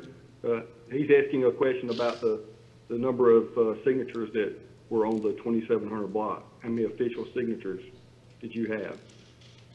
I believe it was around 45 to 50%. And it requires 60%? 80%. 80%. Oh, for the 35, it's 80%. That's correct. So with those petitions, were they a lot of no votes, or was it just not returned petitions? Most were just not signatures, or a relative signed it instead of the property owner.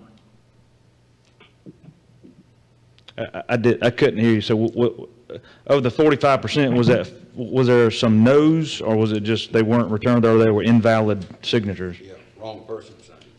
They just weren't signatures. It's hard to collect. It's hard for people that are collecting petition signatures sometimes to catch people at home or come to the door when they knock. Okay.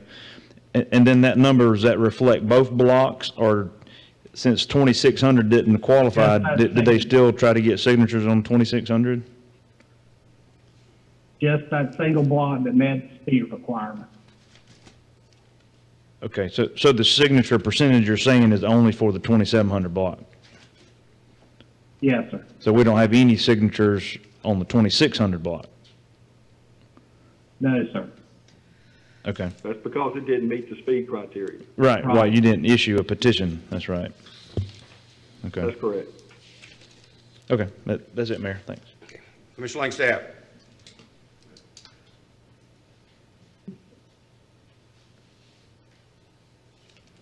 Commissioner Langstaff. Nothing further. Commissioner Young. Nothing further. Okay. Smith, I need to offer. Okay. Ready? Any member would like to offer the resolution? Mr. Mayor, Yeah. I offer the resolution and act for unanimous consent with the sense of second reading and act for its adoption. Okay. Second. Motion and second. Any discussion? Commissioner Howard. No further discussion. Mayor Pro Tem. No discussion. Commissioner Fletcher. No discussion. Commissioner Warmington. No discussion. Commissioner Langstaff.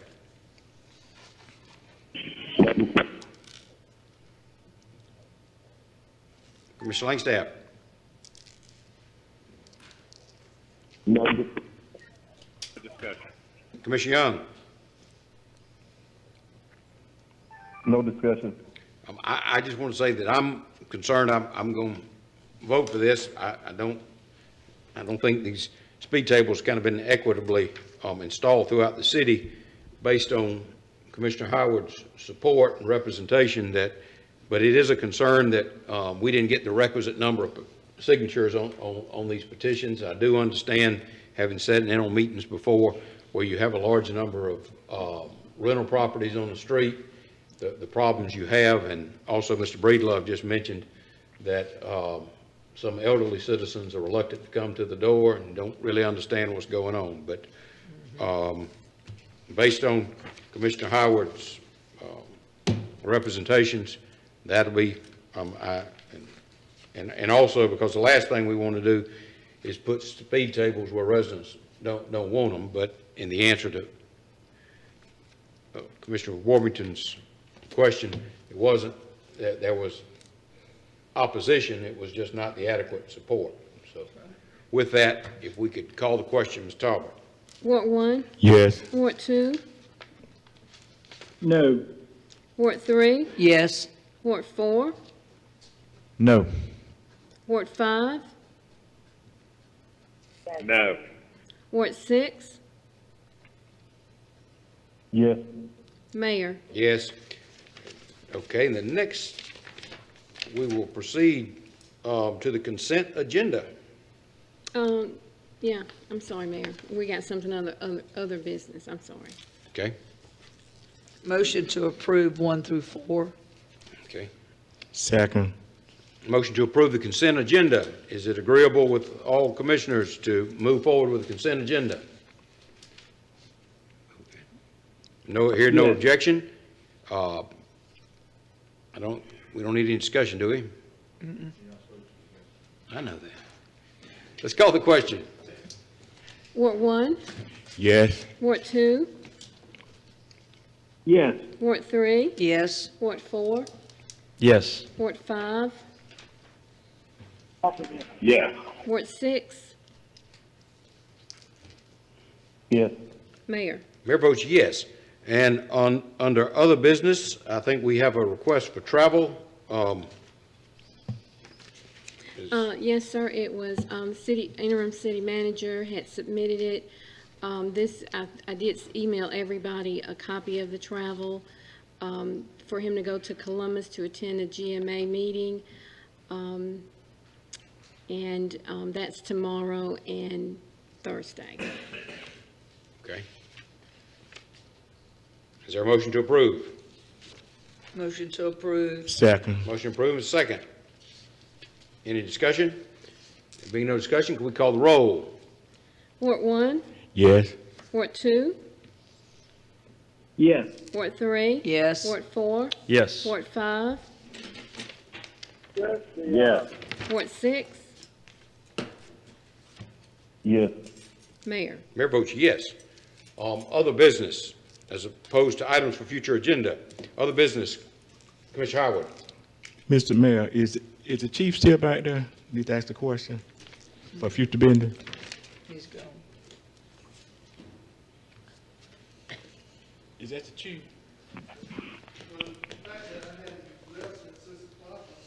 Okay. I have a torn meniscus, so I was hoping you could talk to me back there, but yes, sir. Good evening, Mayor. Good evening. Chief, good evening. How you do? Fine, you, sir. Chief, let me ask you a question for further agenda. Mr. Mayor, and to the Board of Commission, to the city manager, is it possible that you can do a PSA?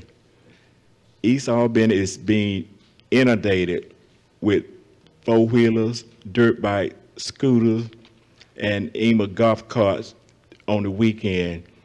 And I am so afraid that a lot of those are young guys riding those bikes down the road without a helmet on. It's something that's bound to happen. And I know a lot of them don't receive the newspaper, watch the news, but is there anything you can do for Albany say that it is against the law to ride those dirt bikes down throughout the whole city? Because, they are terrorizing the neighborhood. It have gotten so bad until my dogs on my bark them up because they said that, when they're here, they are gone. And I was just flooded with calls from constituents saying that they're just coming through your yard, coming everywhere. So I don't know, you can put a PSA, I say it's against the law to ride those dirt bike, four-wheelers, and scooters on the highway. Yes. You want, yes, we can do that. Yes. Okay. And Mr. Mayor, the reason why is that, and I end up seeing it again, that yesterday I was in Ward 2, and there was a little guy, Dust Dog, no more than about 9 years old, was on a four-wheeler riding down the middle of the road. And in my neighborhood, unfortunately, over in the Pinson Road, you see there's a lot of individuals in those in Pine Forest got those dirt bikes, and when on weekend they come down on Mark Road, Sylvester Road, and even go down toward Albany State. I mean, flying like a bat out of hell. So something is bound to happen. And if we do a PSA, say that maybe it may help, but it's the time we live in. We just got to do something to stop from they're hurting someone being killed himself. Yes, sir.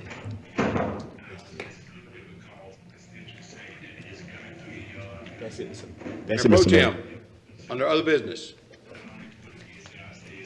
Nothing at this time. What happened, Chief? You weren't chasing a suspect.